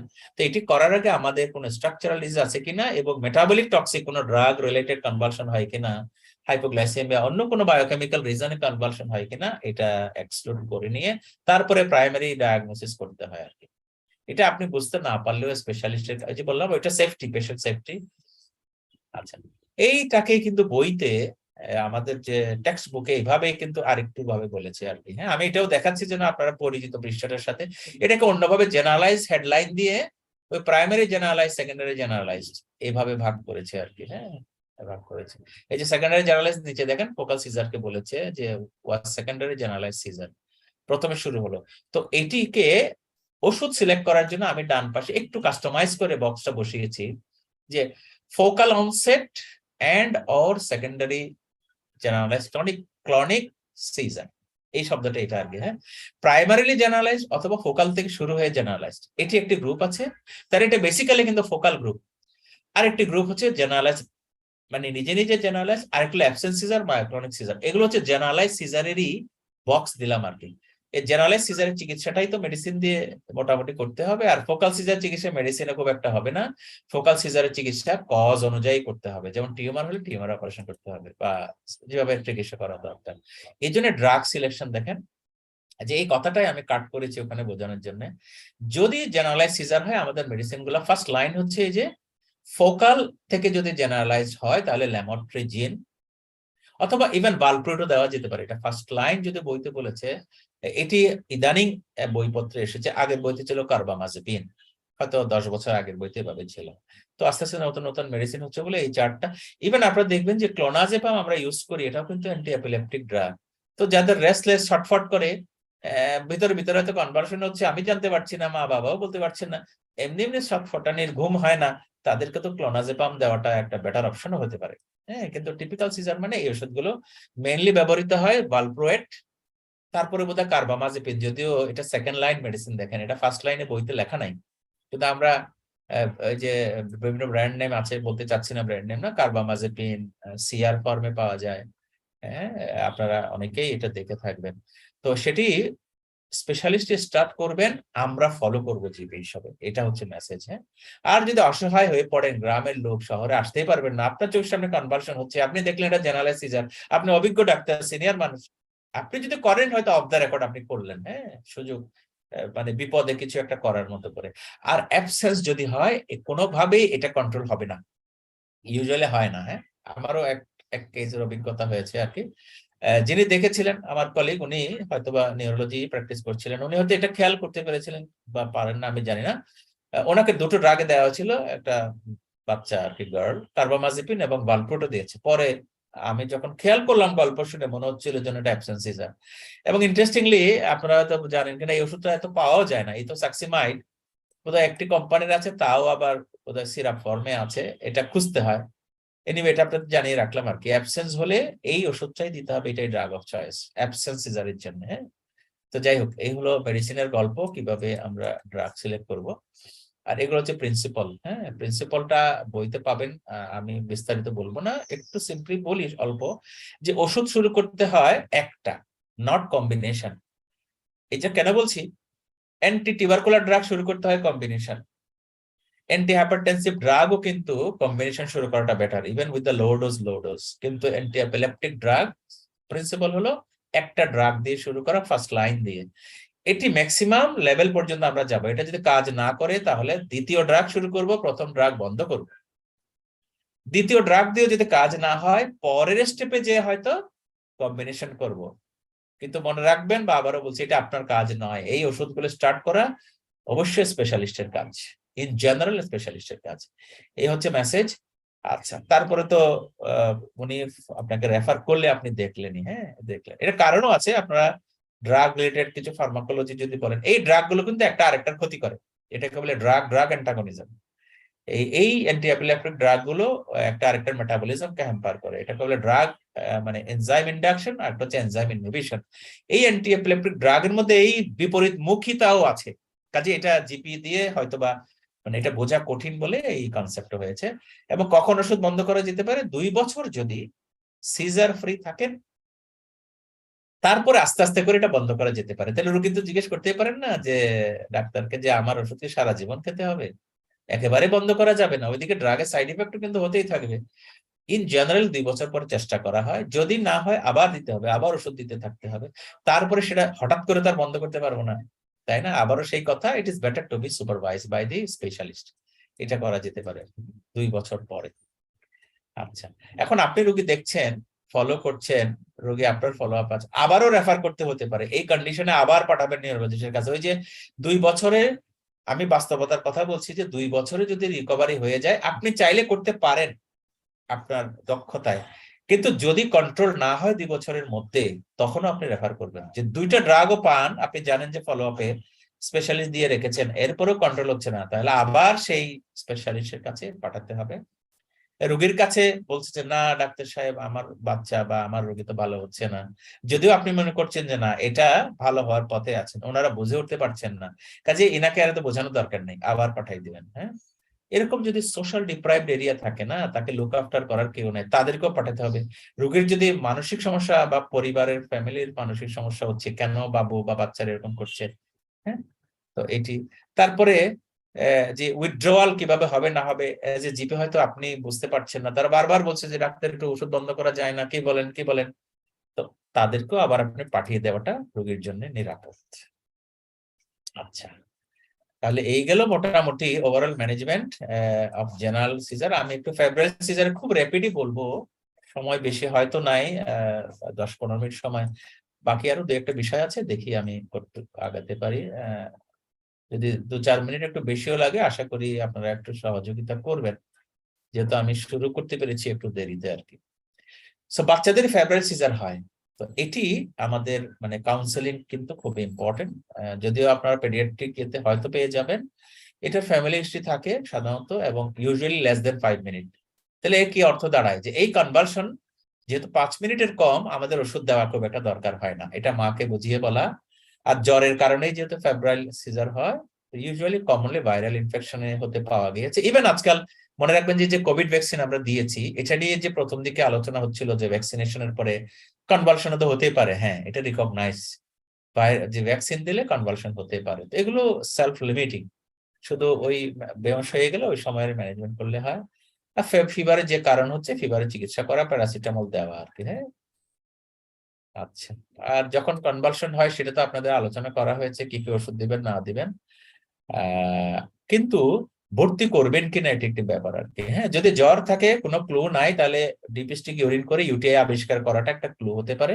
যদি বাবু তো আর বলতে পারে না যে তার প্রস্রাবে জ্বালা যন্ত্রণা হয় কি হয় না, তো ইউটিআই দেখা, তার মানে আমার কাজ হচ্ছে আন্ডারলাইং ইনফেকশনটা বের করা, সেটা চিকিৎসা দেওয়া আর রেফার করা, এটা একটা ব্যাপার সবসময় থাকে। আইডিয়ালি ফেব্রাইল সিজারকে রেফার করতে হয় না, তবে ফার্স্ট সিজার যদি হয় অ্যাসোসিয়েটেড আদার প্রবলেম থাকলে রেফার করতে হয়। যখন ফেব্রাইল সিজার বারবার হয়, একই বাবুর হয়তো 1 সপ্তাহ আগে হয়েছে, 1 মাস পরে আবার হচ্ছে, একই রকম, মা যদি বলেন একই রকম, তাহলে কিন্তু রেফার করতে হয় না আর কি। হ্যাঁ, কারণ এটা আউটকাম অত খারাপ নয়। আচ্ছা, এই যে ফার্স্ট ফেব্রাইল সিজার পেডিয়াট্রিক অ্যাসেসমেন্টের জন্য রেফার করতে হয়। সো পেডিয়াট্রিক, হয়তো আপনার কাছে পেডিয়াট্রিক নিউরোলজিস্ট না থাকলে যারা পেডিয়াট্রিশিয়ান আছেন জেলা সদরে বা উপজেলাতেও আজকাল থাকেন, তাদেরকে রেফার করাটা ওয়াইজ হবে। তো আমি বারবার রেফার কথাগুলো বলছি, আপনারা হয়তো ভাবতে পারেন যে তাইলে আমি কি রোগী দেখবো, আমরা কি শিখছি? হ্যাঁ, আপনার আমার করার তো অনেক রোগ আছে, অনেক কিছুই আছে, সেটাই আমরা করতে পারি কিনা, কিন্তু for the sake of the life of the patient refer করার লাগে তো করতে হবে। আজকের আমার টপিকটাই হচ্ছে এরকম, কাজে ওয়ারিড হওয়ার কিছু নাই। যেটা জেনুইন আমাদের শিখতে হবে, বাকিটা আমরা আমাদের পরিস্থিতির আলোকে আমরা নিজেরাই মডিফাই করে নেবো আর কি। হ্যাঁ, এটা মোটামুটি এই যে কাদের বেশি হয়, বইতে এক একভাবে লেখা আছে। আমার মনে পড়ে আমরা পড়তাম যে 6 মাস থেকে 6 বছরের মধ্যে হয়, অথচ এই বইতে দেখেন লিখেছে 5 থেকে এই যে উপরে আবার পিছনে গেলাম 6 মাস থেকে 5 বছর। তো এটি আমরা মনে রাখার জন্য আমরা এভাবে করে নিতে পারি আর কি। 6 মাস থেকে 5 বছর, আবার 6 কে 3 দিয়ে গুণ করলে 18 মাস হয়, এটা 18 মাসে বেশি হয়, এরকম করে করে আমরা কিছু। এবং বাচ্চাদের দেখা যায় যে 3 to 5% বেবির, হ্যাঁ 5, আবার এখানে এরকম 5 আর 6 এর মধ্যে আছে সব ডেটা। হ্যাঁ, আচ্ছা, যাদেরকে ভর্তি করতে হবে না তাদেরকে এবার অ্যাডভাইস করতে হবে আর কি। হ্যাঁ, বাচ্চা বাড়িতে যাবেন, এটা বলতে হবে যে প্যারাসিটামল কনভালশন কন্ট্রোল করে না, এটা জ্বরকে কমায়, তাই না? এবং এটাকে আমরা এতদিন আপনারা শিখেছেন নিশ্চয়, ফার্স্ট মডিউলে অনারেবল শুভ ভাই নিশ্চয়ই আপনাদের বলেছেন যে সেফটি নেটিং কি জিনিস। এটা আমাদের জেনারেল প্র্যাকটিসে, সবার প্র্যাকটিসে জানা উচিত। তো ফ্যামিলি মেডিসিনের খুবই একটু উচ্চারিত একটি শব্দ হচ্ছে সেফটি নেটিং। এই যে কনভার্সন হলে কি করবেন, তারপরে হসপিটালে কখন যাবেন, এটা শিখিয়ে দেওয়া। তার মানে মাদার বা গার্জিয়ানকে বলে দেওয়া যে আর্জেন্ট মেডিকেল হেল্প লাগবে কখন, তাই না? এই যে যদি মেনিনজাইটিস সাসপেক্ট করেন, র্যাশ হয়ে যায়, তাই না, বাচ্চার কন্ডিশন খারাপ হতে থাকে, এগুলা সাধারণ জ্ঞান দিয়েও বোঝা যায়, সাধারণ জ্ঞান দিয়েও কিন্তু বোঝা যায়।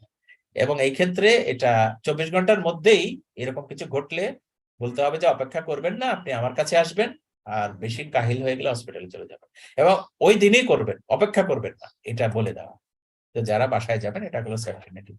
তো এটা হলো ওভারঅল। এটা আমি ওই একই কথা আপনাকে টুকটু করে শোনানোর চেষ্টা করলাম। ফেব্রাইল কনভালশন আপনারা বইতে পাবেন, এটা পাবেন। হ্যাঁ, তো এখন ড্রাইভিং যদি বলি, এপিলেপসি এন্ড ড্রাইভিং, এটি সোশ্যাল ইস্যু। 12 মাস কিন্তু বড় বড় ট্রাক লরি যারা, তাদের জন্য নিষিদ্ধ করা আছে। আমাদের দেশে ড্রাইভিং ইস্যু আপনারা বোঝেন, যেখানে ওখানে হাজিরা না দিয়েও কিন্তু লাইসেন্স পাওয়া যায়, আনফরচুনেটলি বলতে গেলে। তো এই জায়গায় সংস্কারের কাজ, কখন এটা উন্নতি হবে জানি না, তবে মূলনীতিটা জানা আর কি। হ্যাঁ, আপনার রোগী যদি আপনি পারেন তাহলে বোঝাতেই পারেন। ট্রাক ড্রাইভারের এপিলেপসি হচ্ছে, better not to drive for life, এটা হলো বাস্তবতা। যদিও কিছু অপশন আছে, 10 বছর সিজার ফ্রি থাকবেন, ওষুধ নেবেন, তারপরে ড্রাইভ শুরু করবেন। এত বছর আপনি খাবেন কোথায়, পয়সা রোজগার হবে কিভাবে, এগুলো সোশ্যাল ইস্যু। ছোট গাড়ি 12 মাস বন্ধ রেখে অবজার্ভ করে একটা ফার্স্ট সিজার যখন হয়, তাদের আবার লাইসেন্স কিন্তু ফেরত দেওয়া যায়। তো এত আমরা কমপ্লিকেটেড কথা না ভেবে একটু বুঝে নেই। এপিলেপসি হলে ইন জেনারেল আমরা যদি বলি যে ভাই আপনি ড্রাইভিং করবেন না, এটাই হলো ভালো, তার জীবনের জন্য মঙ্গল, এবং উনি অ্যাক্সিডেন্ট করে অন্যদেরকে মেরে না যেন ফেলেন, এটার জন্য দরকার। এইটা হচ্ছে ড্রাইভিং ইস্যু। হ্যাঁ, ড্রাইভিং ইস্যু। ওকে, তো সিজার মোটামুটি শেষ হলো, আর বোধহয় কয়েকটা মিনিট সময় ছোট ছোট আরো কিছু বিষয় আছে, আমি একটু আগাই। আপনারা হয়তো জানি না একটু বিরক্ত হবেন কিনা, আবার যদি প্রশ্ন করি, কারো যদি কোনো প্রশ্ন থাকে এখন জানার মতো সিজার নিয়ে, যেটা আমরা প্রাইমারি সিজার নিয়ে কথা বললাম মেইনলি, সেটা কারো কিছু আছে কি? তাহলে হ্যান্ড রেজ করতে পারেন, রোকেয়া বুঝে বলবেন। জি, ফেব্রাইল সিজারে স্যার হচ্ছে যে ডাইজিপামটা মানে দিয়ে রাখে না, সেই মানে জ্বর আসলেই শুরু করতে হয়, এটা কি এখনো এভাবেই ট্রিটমেন্ট দেওয়া হচ্ছে নাকি চেঞ্জ হয়েছে? আমরা তো বাস্তবতার আলোকে অনেক কিছুই করি, কেমন প্রিভেন্টিভ একটা ইট ইজ মেজার নট হিসেবে আইডিয়াল। 3 না দিন না না খাওয়াই। না, লজিক্যালি এটা এই যে দিয়ে রাখে, এটা আমি সিচুয়েশনটাকে ট্যাকেল করার জন্য দিয়ে রাখি, but it should not be ideal. প্রথম কথা হলো ফেব্রাইল সিজার খারাপ না, তো এই সিজার ঠেকানোর দরকার কি? খেয়াল করেন, 5 মিনিটের মধ্যে সিজার ভালো হয়ে যায়। আমরা বেসিক্যালি জেনেছি যে 5 মিনিটের সিজারের ভিতরে এত বেশি ড্যামেজ হয় না, কাজে এটা দরকার নেই। আমরা দিয়ে রাখি যে ওই মাকে শান্ত করার জন্য, বাচ্চাকে দেখে মা যেন অস্থির না হয়ে পড়ে, আমার কাছে তাই মনে হয়। আর আমি যদি জ্বরটাকে ঠেকাই, বাচ্চা যেন জ্বর বাড়তে না পারে, প্যারাসিটামল দিয়ে গা মুছে দিয়ে, তাহলে কিন্তু আর সিজার হয় না। ফেব্রাইল সিজার যে টিপিক্যাল। কাজে আমরা যা প্র্যাকটিস করছি, আপনি যদি মনে করেন যে এটা ক্ষতিকর না, অনেক কিছু আমরা করতে পারি, কিন্তু এটা মেথডিক্যাল না। আপনি ডায়াজেপাম না দিয়ে যদি ফলো আপ করতে পারেন, আপনার কানেক্টিভিটি রোগীর যদি সাথে দেখবেন যে আসলে কোনো অসুবিধা হচ্ছে না। কাজেই সিচুয়েশন আপনাকে বিভিন্ন কিছু করতে বাধ্য করবে, তবে কোনোভাবে আমরা হ্যাজার্ডাস মেডিসিন দেবো না। ডায়াজেপাম কিন্তু হ্যাজার্ডাস, পারেক্টাল দিলে বা ওরালি দিলে হয়তো বা প্রিভেন্টার হিসাবে কাজ করতে পারে আর কি। সেটা আমি একেবারে না করব না, কিন্তু এটা বলবো যে মেথড এটা নয় আর কি। হ্যাঁ, যদি এক্সপিরিয়েন্স বলে যে না এটা দিয়ে রেখে উপকার পেয়েছি, রোগীরও ক্ষতি হয় না, সেটা করা তো যেতেই পারে। আমরা অনেক কিছু এভাবে করি আর কি। হ্যাঁ, এভাবে করি। ওকে, যেহেতু প্রশ্ন আর নাই, আমরা যদি একটা প্রশ্ন দেই, হ্যাঁ, খুব সহজে কেউ যদি একটা ডায়াগনোসিস বলে ফেলেন, এটা পড়ে আমি একটু কি ডক্টর রোকেয়া যেহেতু একটু অ্যাক্টিভ আছেন, একটু পড়বেন আপনি খুব তাড়াতাড়ি। এখানে অনেকগুলো অপশন আছে, আমি চাইবো যে এটা সিজার কিনা এটা অ্যান্সার করবেন, কোন ধরনের caesar. A 6-year-old boy episodes where he appears to be not paying attention. He recovers very quickly from each episode. He is not aware of what is happening. আচ্ছা, Absent seizure. পড়বেন না complete- please, পড়বেন না। এটা এই step গুলো আছে, এখানে সিনকোপিও আছে, আমি বলে দিচ্ছি এটা সিজারের কোন একটা ডায়াগনোসিস। কেউ কি বলবেন এটা কোন ধরনের সিজার? Absent caesar. ডক্টর লিয়া বললেন না? Absence. Okay, absent seizure. আর কেউ কি বলবেন? ডক্টর ইসলাম, অ্যাবসেন্ট জি sir. Absent seizure, absent seizure. এটাকে যদি আমি বলি যে কোর ওয়ার্ড বা কি ওয়ার্ড, এই যে নট পেইং অ্যাটেনশন, এইটাই তো আপনারা ভিডিওতে দেখেছি সম্ভবত, না? অমনোযোগী হয়ে গেছেন, হঠাৎ করে আনবো না। এখানে কিন্তু কোনো কনভালশন নাই, টনিক ক্লনিক ইস্যু নাই, তো কি হচ্ছে উনিও জানেন না বাবু। অ্যাবসেন্ট সিজার এই ধরনের হলে কি আপনি ভালপ্রেট দিবেন, কার্বামাজেপিন দিবেন? কেউ একটু কানেক্টেড থাকেন না, একটু কথা বলি। হুট করে মানে মিউটেড হয়ে যাচ্ছেন কেন? কেউ না কেউ একটু কানেক্টেড থাকেন, আমরা একটু গল্প করি, কথা বলি। দিব স্যার, ভালপ্রেট, দিব না? আমরা কি দিব বলেন তো? এটা সাকসেসমেন্ট। এই তো সাকসেসমেন্ট, এটা ঢাকা থেকে জোগাড় করবেন। যদি চিটাগং সিলেক্ট করলে থাকে ওখানে ভালো, না হলে ঢাকা থেকে ওই যে লাজ ফার্মা এন্ড আদার্স আছে, আমি করেছি বলে বলছি আর কি। হ্যাঁ, সম্ভবত বলেই ফেলি, উপায় নাই। মানে এসিআই না কোন কোম্পানি আছে না, এরকম কোম্পানিরা আছে, অন্য কোম্পানি, যেহেতু এগুলো কম, এগুলো বাজারজাত করেন আর কি। কি জানি নাম, ভুলে গেছি। আরেকটা কেস যদি বলি, হ্যাঁ, ডক্টর নজরুল ইসলাম, একটু কাইন্ডলি রিকোয়েস্ট করবো, আপনি পড়বেন খুব দ্রুত। A 20-year-old man gets convulsive jerking of his left arm, which lasts about 2 minutes. At A time, একটা এপিসোড 2 মিনিট হলো আর কি। He never passes out. আচ্ছা, পাসেস আউট মানে কি আমরা বুঝেছি? হি নেভার পাসেস আউট, এর অর্থ কি? No fainting attack or syncope. আচ্ছা, পাস অ্যাওয়ে মানে মারা যাওয়া, Pass পাস over. অ্যাওয়ে। আর পাস আউট মানে মারা যান নাই, কিন্তু বেহুশ হয়েছেন, এই আর কি। মানে উনি আনকনশাস হন নাই, কোনো সময় হন নাই, শুধু কনভালশন হচ্ছে। এটা ডায়াগনোসিস কি হবে এবার যদি কেউ বলেন? Simple partial seizure. মানে কমপ্লেক্স পার্শিয়াল না, কমপ্লেক্স না, সিম্পল সিজার। কেন এটাকে পার্শিয়াল বললেন? Generalized not. Generalize not sir. একটা লিম্বে হয়েছে, একটা লিম্বে হয়েছে, একটা। এই রোগীর কি আমি ভালপ্রোয়েট কিংবা কার্বামাজেপিন দিব? বা আপনি যদি দিতে বাধ্য হন আর কি, যদি রেফার করতে সুযোগ না পান, এই সিচুয়েশন হবে আমাদের বাংলাদেশে। আমি বুঝি, আপনারাও বোঝেন। গ্রামে একটু যদি রুরাল হয়, রুগী আসবেন না ঢাকায়, কারণ রুগী তো ভালো।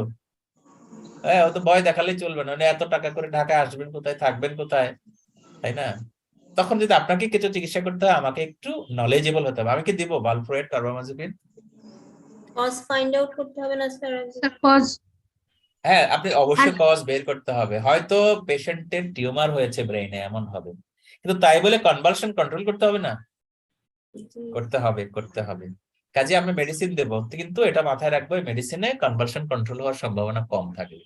এবং রোগীকে বুঝিয়ে ফার্দার ইভ্যালুয়েশনের জন্য পাঠাতে হবে আর কি। তো যদি এমআরআই হয় তাহলে তো আপনার ওই রোগী আপনার হ্যান্ডেল না করে যেখানে এমআরআই হয় সেখানে আশেপাশে অবশ্যই স্পেশালিস্টরা আছেন, কাজে ওনাদের কাছে একটু পাঠিয়ে তারপরে আবার ওই কথা বলবেন।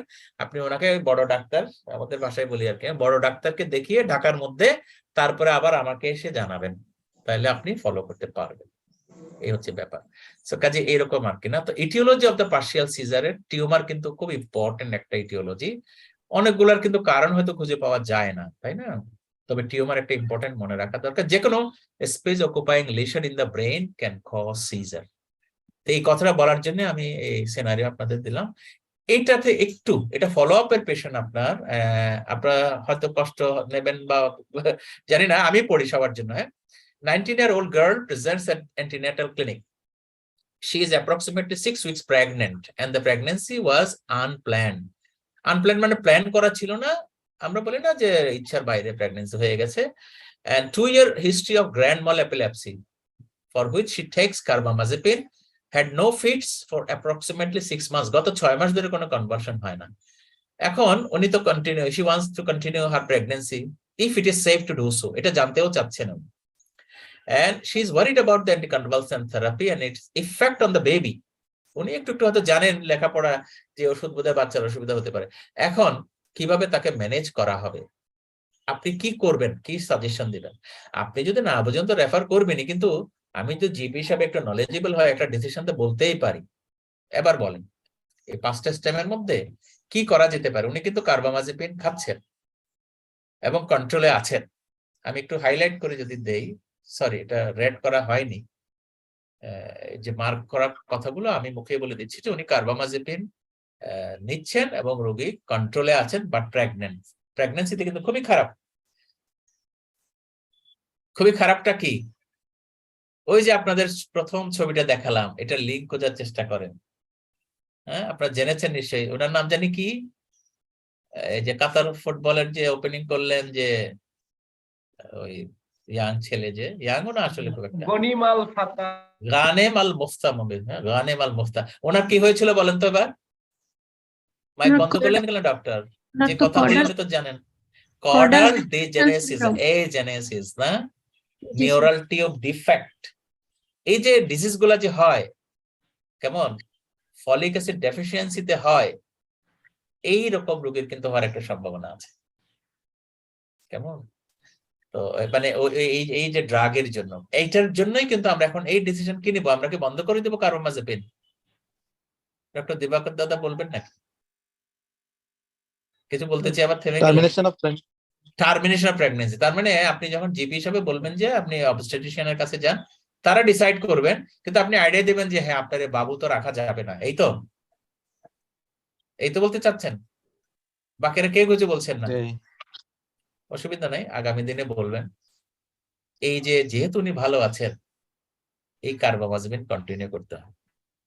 তার কারণ হলো, যদি আপনি মেডিসিন চেঞ্জ করার সিদ্ধান্ত নেন বা কেউ নেয়, আপনার কলিগ সিনিয়র উনিও যদি নেন, ওনার কিন্তু আবার কনভালশন হওয়ার সম্ভাবনা বেড়ে যাবে, কারণ ড্রাগ সুইচ ওভার হচ্ছে। এই সময়ে যদি সিজার হয়, ওর আবার টেরাটোজেনিস কি, ওই বাচ্চাই অবর্ষণ হয়ে বেরিয়ে চলে আসতে পারে এবং আরো ক্ষতি হতে পারে, because the uncontrolled seizure is more risky than potential teratogenic effect. Potential কথার অর্থ হলো teratogenic সবারই তো হবে এমন কোনো কথা নয়। 100 জন রোগের কিন্তু 100 জনেরই teratogenic এমন কোনো সম্ভাবনা নাই, বেশিরভাগ হবে হয়তো। এই জন্য পটেনশিয়াল শব্দটা ব্যবহার করা হয়েছে। আপনাদের অভিজ্ঞতা কি বলে? আমরা না জেনে মহিলাদেরকে অনেক কিছু অ্যান্টিবায়োটিক ওষুধপত্র দিয়ে ফেলেছি, তারপরে বুঝতে পেরেছি যে মহিলা প্রেগনেন্ট, অথচ জানি এটা টেরাটোজেনিক একটি ড্রাগ। কতজনের বাচ্চা নষ্ট বা খারাপ হয়েছে অভিজ্ঞতা বলে? না, কিন্তু 100 জনে 100 জন নয়। এর অর্থ হলো এই যে কথাটা আমরা পড়ি, ড্রাগ দিয়ে বাচ্চা অসুবিধা হবে, এটা 100 জনের মধ্যে 100 জন হওয়ার সম্ভাবনা নাই, হয়তো বেশিরভাগ ক্ষেত্রে হয়। কিন্তু এপিলেপসির জন্য ইম্পর্টেন্ট হলো যে ড্রাগ দিয়ে কন্ট্রোল থাকবে উনি এটা কন্টিনিউ করবেন। তবে বলতে হবে হ্যাঁ আপনার বাবু এরকম হতে পারে, এটা বুঝিয়ে বলাটা আমার কাজ। তারপরে ডেলিভারির আগে কিছু ভিটামিন কে দেওয়া, এটা হয়তো বা অবস্টেট্রিশিয়ান ফলো করবেন আর কি। যেহেতু এই pregnancy complicated, better not to be followed up by myself as a GP. আমি এটা বুঝিয়ে বলবো, ওষুধও বন্ধ করবো না, তারপরে অবস্টেট্রিশিয়ানের কাছে পাঠিয়ে দেবো। আর যদি না বুঝি, অবস্টেট্রিশিয়ানের পাঠানোর আগে হয়তো আমরা নিউরোলজিস্টের কাছেও পাঠাতে পারি, উনি ডিসাইড করবেন। এটি হবে আমার কাজ এজ এ জিপি। ঠিক আছে, তাহলে এটি গেল। আমি আবারও একই স্লাইড দেখাচ্ছি আর কি, যে এই ড্রাগ গুলো কার্বামাজেপিন দেখেন সেকেন্ড লাইন ট্রিটমেন্ট, আগের কিন্তু কার্বামাজেপিন ফার্স্ট লাইন ছিল। হয়তো পেশেন্ট ল্যামোট্রিজিন না আদার কিছু ড্রাগ আছে প্রেগন্যান্সিতে একটু কম খারাপ আর কি, ওই লিস্টটাও আপনারা দেখে নেবেন, বইতে আছে। এনিওয়ে আজকে আমার প্রেগন্যান্সি বিষয় ছিল না, তো আমার প্রায় এপিলেপসি কথা শেষ, স্কেজুয়াল টাইমও কিন্তু শেষ। আর একটু যদি সময় পাই, যেহেতু একটু দেরি হয়েছে বলে আর কি, ইফ ইউ ডোন্ট মাইন্ড, আমি আর একটু 2টি কথা ইম্পর্টেন্ট একটু বলতে চাচ্ছি আর কি। কেউ পড়তে চাইলে পড়েন, ডক্টর দিবাকর দাদাকে পড়বেন যদি কিছু মনে না করেন, তাহলে আমি পড়তে পারবো, পড়বেন। You are visiting a 76-year-old lady who has collapsed in the dining room. G She is a diabetic and he had a stroke some years ago. On examination, her BP is 115/70 millimeter mercury. খুব rapid Pulse পড়ে ফেলেন, 55. ওই মার্কেটের He লাগে is না, এমনি পড়ে ফেলেন। She is dressed bathed in in sweat and unresponsive, sweat মানে গামে and একেবারে ভিজে গেছেন আর she has adequate air entry. air entry on auscultation of the chest. Which one of the following would be your the first action? জি thank you, আর পড়তে হবে না, Check বাকিরা her স্টাফ পড়েন। fingerprint. থ্যাংক ইউ দাদা, বাকিরা পড়েন। কি করবেন আপনি যদি এরকম পেশেন্ট ফেস করেন, হয়তো বাড়িতে দেখতে গিয়েছেন বা আপনার চেম্বারে ঢুকেছে? গ্লুকোজ দেখবো স্যার। গ্লুকোজ দেখবো স্যার। গ্লুকোজ দেখবো নাকি সুগার খাওয়াই দেবো? আর সুগার আগে সুগার আগে দিব। রোগী কিন্তু বেহুশ নাকি কোলাপস, তো বেহুশ তো। এখানে rub some sugar around the lips. Rub মানে কি আপনি ওখান থেকে কিছু মিউকাস মেমব্রেন দিয়ে অ্যাবজর্ব করানোর চেষ্টা করছেন? আপনি কি জানেন যে ওনার হাইপোগ্লাইসেমিয়া হয়েছে? হয়তো উনি ডায়াবেটিক, প্রেডিকশন হচ্ছে। হ্যাঁ, তো আপনি প্রেডিকশন করে দিয়ে দেবেন, তার মানে আপনার চেম্বারে গ্লুকোমিটার নাই ডক্টর। না স্যার বাসায় বলেন? হলে আর কি, যদি বাসায় available হলে না থাকে। হ্যাঁ, তো এপিলেপসি কি বাসায় হয়? কনভালশন কি বলে কয়ে আসে? এটাই তো এপিলেপসি তো ফিচার। ডাইনিং রুমে লিখেছে তাই বলে। ও ডাইনিং রুমে খাবার আছে। এনিওয়ে এটা আসলে অন্য একটা সিনারিও থেকে আমি ইয়ে করেছি, মডিফাইড করেছি। এটা ওই যে হোমে, ওল্ড হোমে ঘটনাটা ঘটেছিল আর কি, আমি একটু আমাদের মতো করে বানিয়েছি প্রশ্নটা। তো প্রথম কাজ কিন্তু, হ্যাঁ কিছু বলতে চান? Glucose sir. হ্যাঁ হ্যাঁ হ্যাঁ, প্রথম কাজটা হলো আসলে গ্লুকোজটা চেক করা। তারপরে গ্লুকোজ কম থাকলে তো ভালো, আর যদি গ্লুকোজ না হয়ে কনভার্সন হয়, এইভাবে হয়ে যাচ্ছে কোনো কারণে আর কি, তাহলে তো অবশ্যই আমাকে অ্যাকশন নিতে হবে, কনভার্সন যেন না হয়। এখন হলে আমি ডায়াজেপাম বা পারাক্টাল দিব, তারপরে রেফার করে দিব, এটা হতে পারে। কিন্তু এখানে ক্লুটা দেখেন, কেন এটা গ্লুকোজ আমি একটু আমার মতো হাইলাইট করেছি। এই যে sweating, this is the hyper activity of the sympathetic nervous system, যেটা হাইপোগ্লাইসেমিয়াতে হয়। এবং প্রেশারটা কম থাকে না প্রথম দিকে। হ্যাঁ, হাইপোগ্লাইসেমিয়াতে ব্লাড প্রেশার কম থাকে না, কিন্তু অন্য কোনো কারণে যদি ডিহাইড্রেশন হয় কিন্তু প্রেশার কমে যেতে পারে। এই ক্লুটা, আর উনি তো ডায়াবেটিক অলরেডি আছেনই, কাজে ওনার হাইপোগ্লাইসেমিয়া হওয়ার সম্ভাবনা খুবই বেশি। এই আলোকে এটাই হবে অ্যাকশন। তারপরে এখন গ্লুকাগন তো আছে কি কারো সাথে বলতে পারেন? মনে হয় নাই, কোনো চেম্বারে গ্লুকাগন থাকে না। ইভেন আমরা প্র্যাকটিসও এই গ্লুকাগন খুব একটা ইউজ করি না। গ্লুকাগন দিলে সুগার সাথে সাথে বেড়ে যায় আর কি। তো আমাদের কাজ হলো গ্লুকাগন না, আমাদের সুগারই দিয়ে দেবো আর কি। তো এখন আসেন একটু 2-1 মিনিট হাইপোগ্লাইসেমিয়া নিয়ে শুনি। সরি, হাইপোগ্লাইসেমিয়া যে সিবিজি আপনি দেখবেন কত হলে ইউজুয়ালি ডকুমেন্ট করবো যে হাইপোগ্লাইসেমিয়া লেস দেন 4 মিলিমোল, আর ইউজুয়ালি এটা ভেনাস ব্লাডে হলে লেস দেন 2.5। তো আমাদের ইমিডিয়েট হাইপোগ্লাইসেমিয়া দেখার জন্য কে ভেনাস ব্লাডে অপেক্ষা করে, তাই না? এক সময় 20 বছর আগে ছিল, যখন গ্লুকোমিটার 30 বছর আগে এত বেশি অ্যাভেলেবল হয়তো ছিল না, তো এখন তো অ্যাভেলেবল হয়েছে। কাজে এটা 4 মিলিমোলের লেস হলে আমরা হাইপোগ্লাইসেমিয়া ডকুমেন্ট করি। এখানে একটা হুইপলস ট্রায়াড বলে কথা আছে, যে সুগার খাওয়ায় রোগী ভালো হয়ে যায়, নিউরোগ্লাইকোপেনিক ফিচার হয়, সেটা নাই বুঝলাম। Hypoglycaemia is hypoglycaemia. তো এটির ক্লু হচ্ছে এটা কনভালশন কমা সবই হয়ে যেতে পারে। আর ইয়াঙ্গার বাবু যারা, তাদের কনভালশন না হয় হঠাৎ করে আওলা জাওলা বলে না বাংলায়, কথাবার্তা বলে, এটাও কিন্তু হাইপোগ্লাইসেমিয়া হতে পারে, হেডেকও হতে পারে। তো যারা টাইপ 1 ডায়াবেটিস ইনসুলিন নেন বাচ্চারা বয়সে, তাদের হয়তো কনভার্সন কমা নাই, কিন্তু হঠাৎ করে বিহেভিয়ারাল অ্যাবনরমালিটি হয়ে গেল, হ্যাঁ, তাদের কিন্তু হাইপোগ্লাইসেমিক এটা হতে পারে আর কি, ইনসুলিন। আবার এটা অবশ্য ডিকে এর একটা ব্যাপার হয়, ডায়াবেটিক কিটোঅ্যাসিডোসিস, সেটা ব্যাপার হোয়াটএভার। হাইপারগ্লাইসেমিয়াতেও তো কনভার্সন হয়, তবে মোর কমনলি হাইপোগ্লাইসেমিয়াতে হয়। এবং তারা এই যে ওষুধগুলা নেন সালফোনাইল, ইউরিয়া, আদার এই ব্যাকগ্রাউন্ড থেকে। তা আমরা অ্যাকশন কি নিব যদি বলি, একটু মনোযোগ দিবেন, প্রত্যেকটি কথা গুরুত্বপূর্ণ। যে জন্য আমি যখন লার্নার বা আই ওয়াজ স্টুডেন্ট, আমরা এমনি মুখস্থ একটা গ্লুকোজ 10%, 25% একটা জায়গায় 2টা দিচ্ছি, কিছু না জেনেই দিচ্ছি, রোগীও ভালো হয়ে গিয়েছেন এবং আমরাও খুশি। কিন্তু এখানে একটা মেথড তো আছে, এটা না জেনেই করেছি। কেন করেছি আসলে আপনারা জানেন, আমরাও জানি। আমাকে তো গাইড করার কেউ নাই। ওয়ার্ডের মধ্যে রাতে 12টার সময় ইন্টার্ন আমি, হ্যাঁ, আমরা বড়দের ফোনও করি নাই, সাহসও ছিল না। তবে জানি যে হাইপোগ্লাইসেমিয়া গ্লুকোজ দিতে হয়, রোগীর জান তো বেঁচে গেছে। কিন্তু বেশি বেশি গ্লুকোজ দেওয়াটাও তো একটা নন প্রফেশনাল একটা অ্যাটিটিউড হয়। তো এখানে এই কথাগুলো দেওয়া আছে, কতগুলো অপশন আছে দেখেন। রোগী যদি মুখে খেতে পারেন, তাকে আমরা কিন্তু খাবার দিলে হাইপোগ্লাইসেমিয়া ভালো হয়ে যাবে, ইনজেকশন লাগবে না। কিন্তু রোগী যদি মুখে খেতে না পারেন, মানে সেলফ ট্রিট বলতে নিজের চিকিৎসা নিজে করতে না পারেন, তাহলে কিন্তু ওই যে গ্লুকাগন বোধহয় নাই সবার কাছে, আমাদের এই বিকল্পটাই ভালো। এই যে আইভি গ্লুকোজ ইন এলিকট, দেখেন এইভাবে মোটামুটি এত % গ্লুকোজকে 250 ml যদি পেলাম, অথবা 100 ml যদি 100 ml বাজারে যেটা পাওয়া যায়, এটিকে 50 ml একসাথে দিব আর কি। তারপরে যদি কনসাসনেস ফেরত আসে তাহলে তো ভালো। তারপর আবার অবজার্ভ করে আবার লাগলে আবার দেবো, এভাবেই দেবো। একটানা ডুস ডুস ডুস করে ড্রপ পড়ছে, সেই স্মৃতি মনে পড়ছে আমার, আপনাদের অনেকেরই তাই হবে। তো আমি একটু ম্যাথমেটিক্যাল কথাটা আপনাদের একটু বলে রাখলাম আর কি, হ্যাঁ, যে এইভাবে দেওয়া। এখন যদি কারো কোনো ম্যানেজ করতে যে প্রবলেম হয়, নিজের মতো করে নিজে সলভ করবেন। তারপরে পেশেন্ট যদি কনসাস হয়ে যায়, এবার আমাদের মুখে খাবার দিব। প্রথম দিকে এখন আসেন কমপ্লেক্স কার্বোহাইড্রেট এবং সিম্পল কার্বোহাইড্রেট। যেটা সরাসরি গ্লুকোজ হিসাবে দেই এটা সিম্পল কার্বোহাইড্রেট, যেটা ডিরেক্টলি মেটাবলাইজ হয়ে যাবে।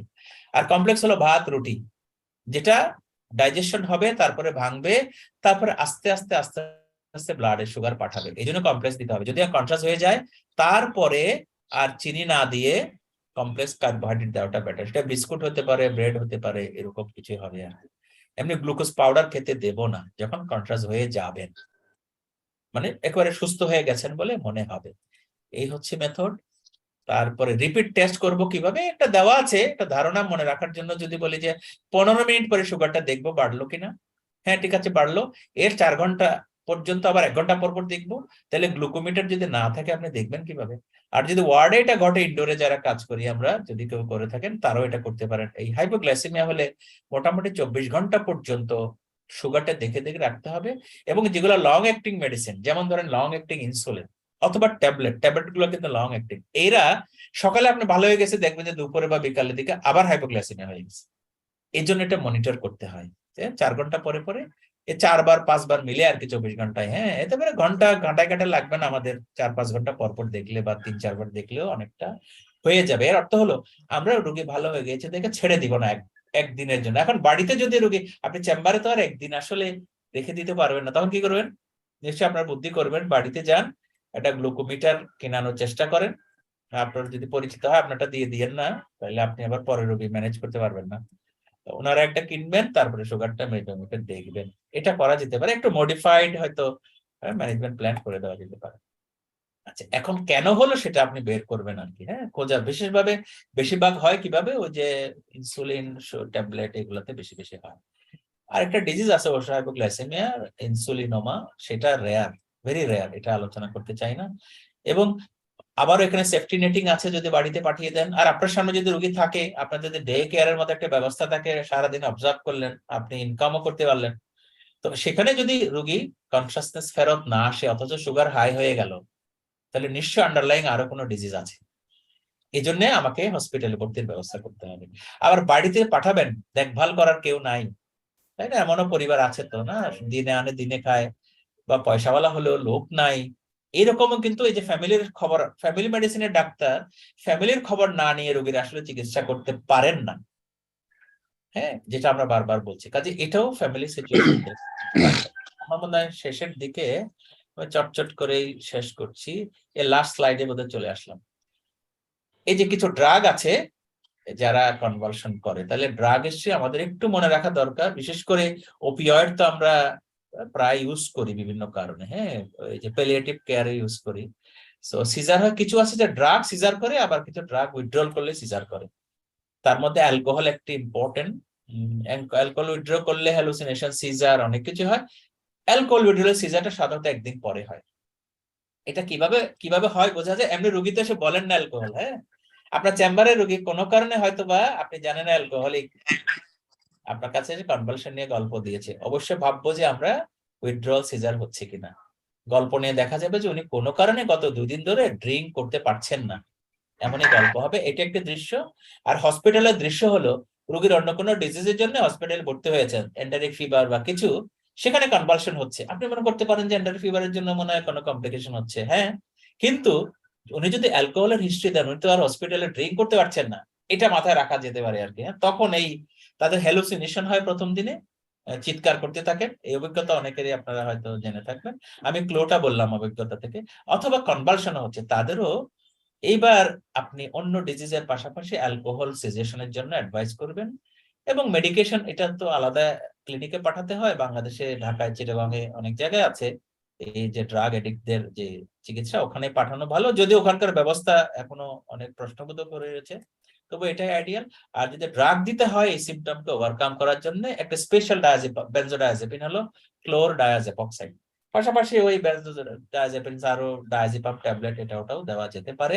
মোটামুটি 3 সপ্তাহ এইভাবে রাখলে এই উইথড্রয়াল ফিচার গুলো হবে না, কম হবে এবং রোগী ভালো থাকবে।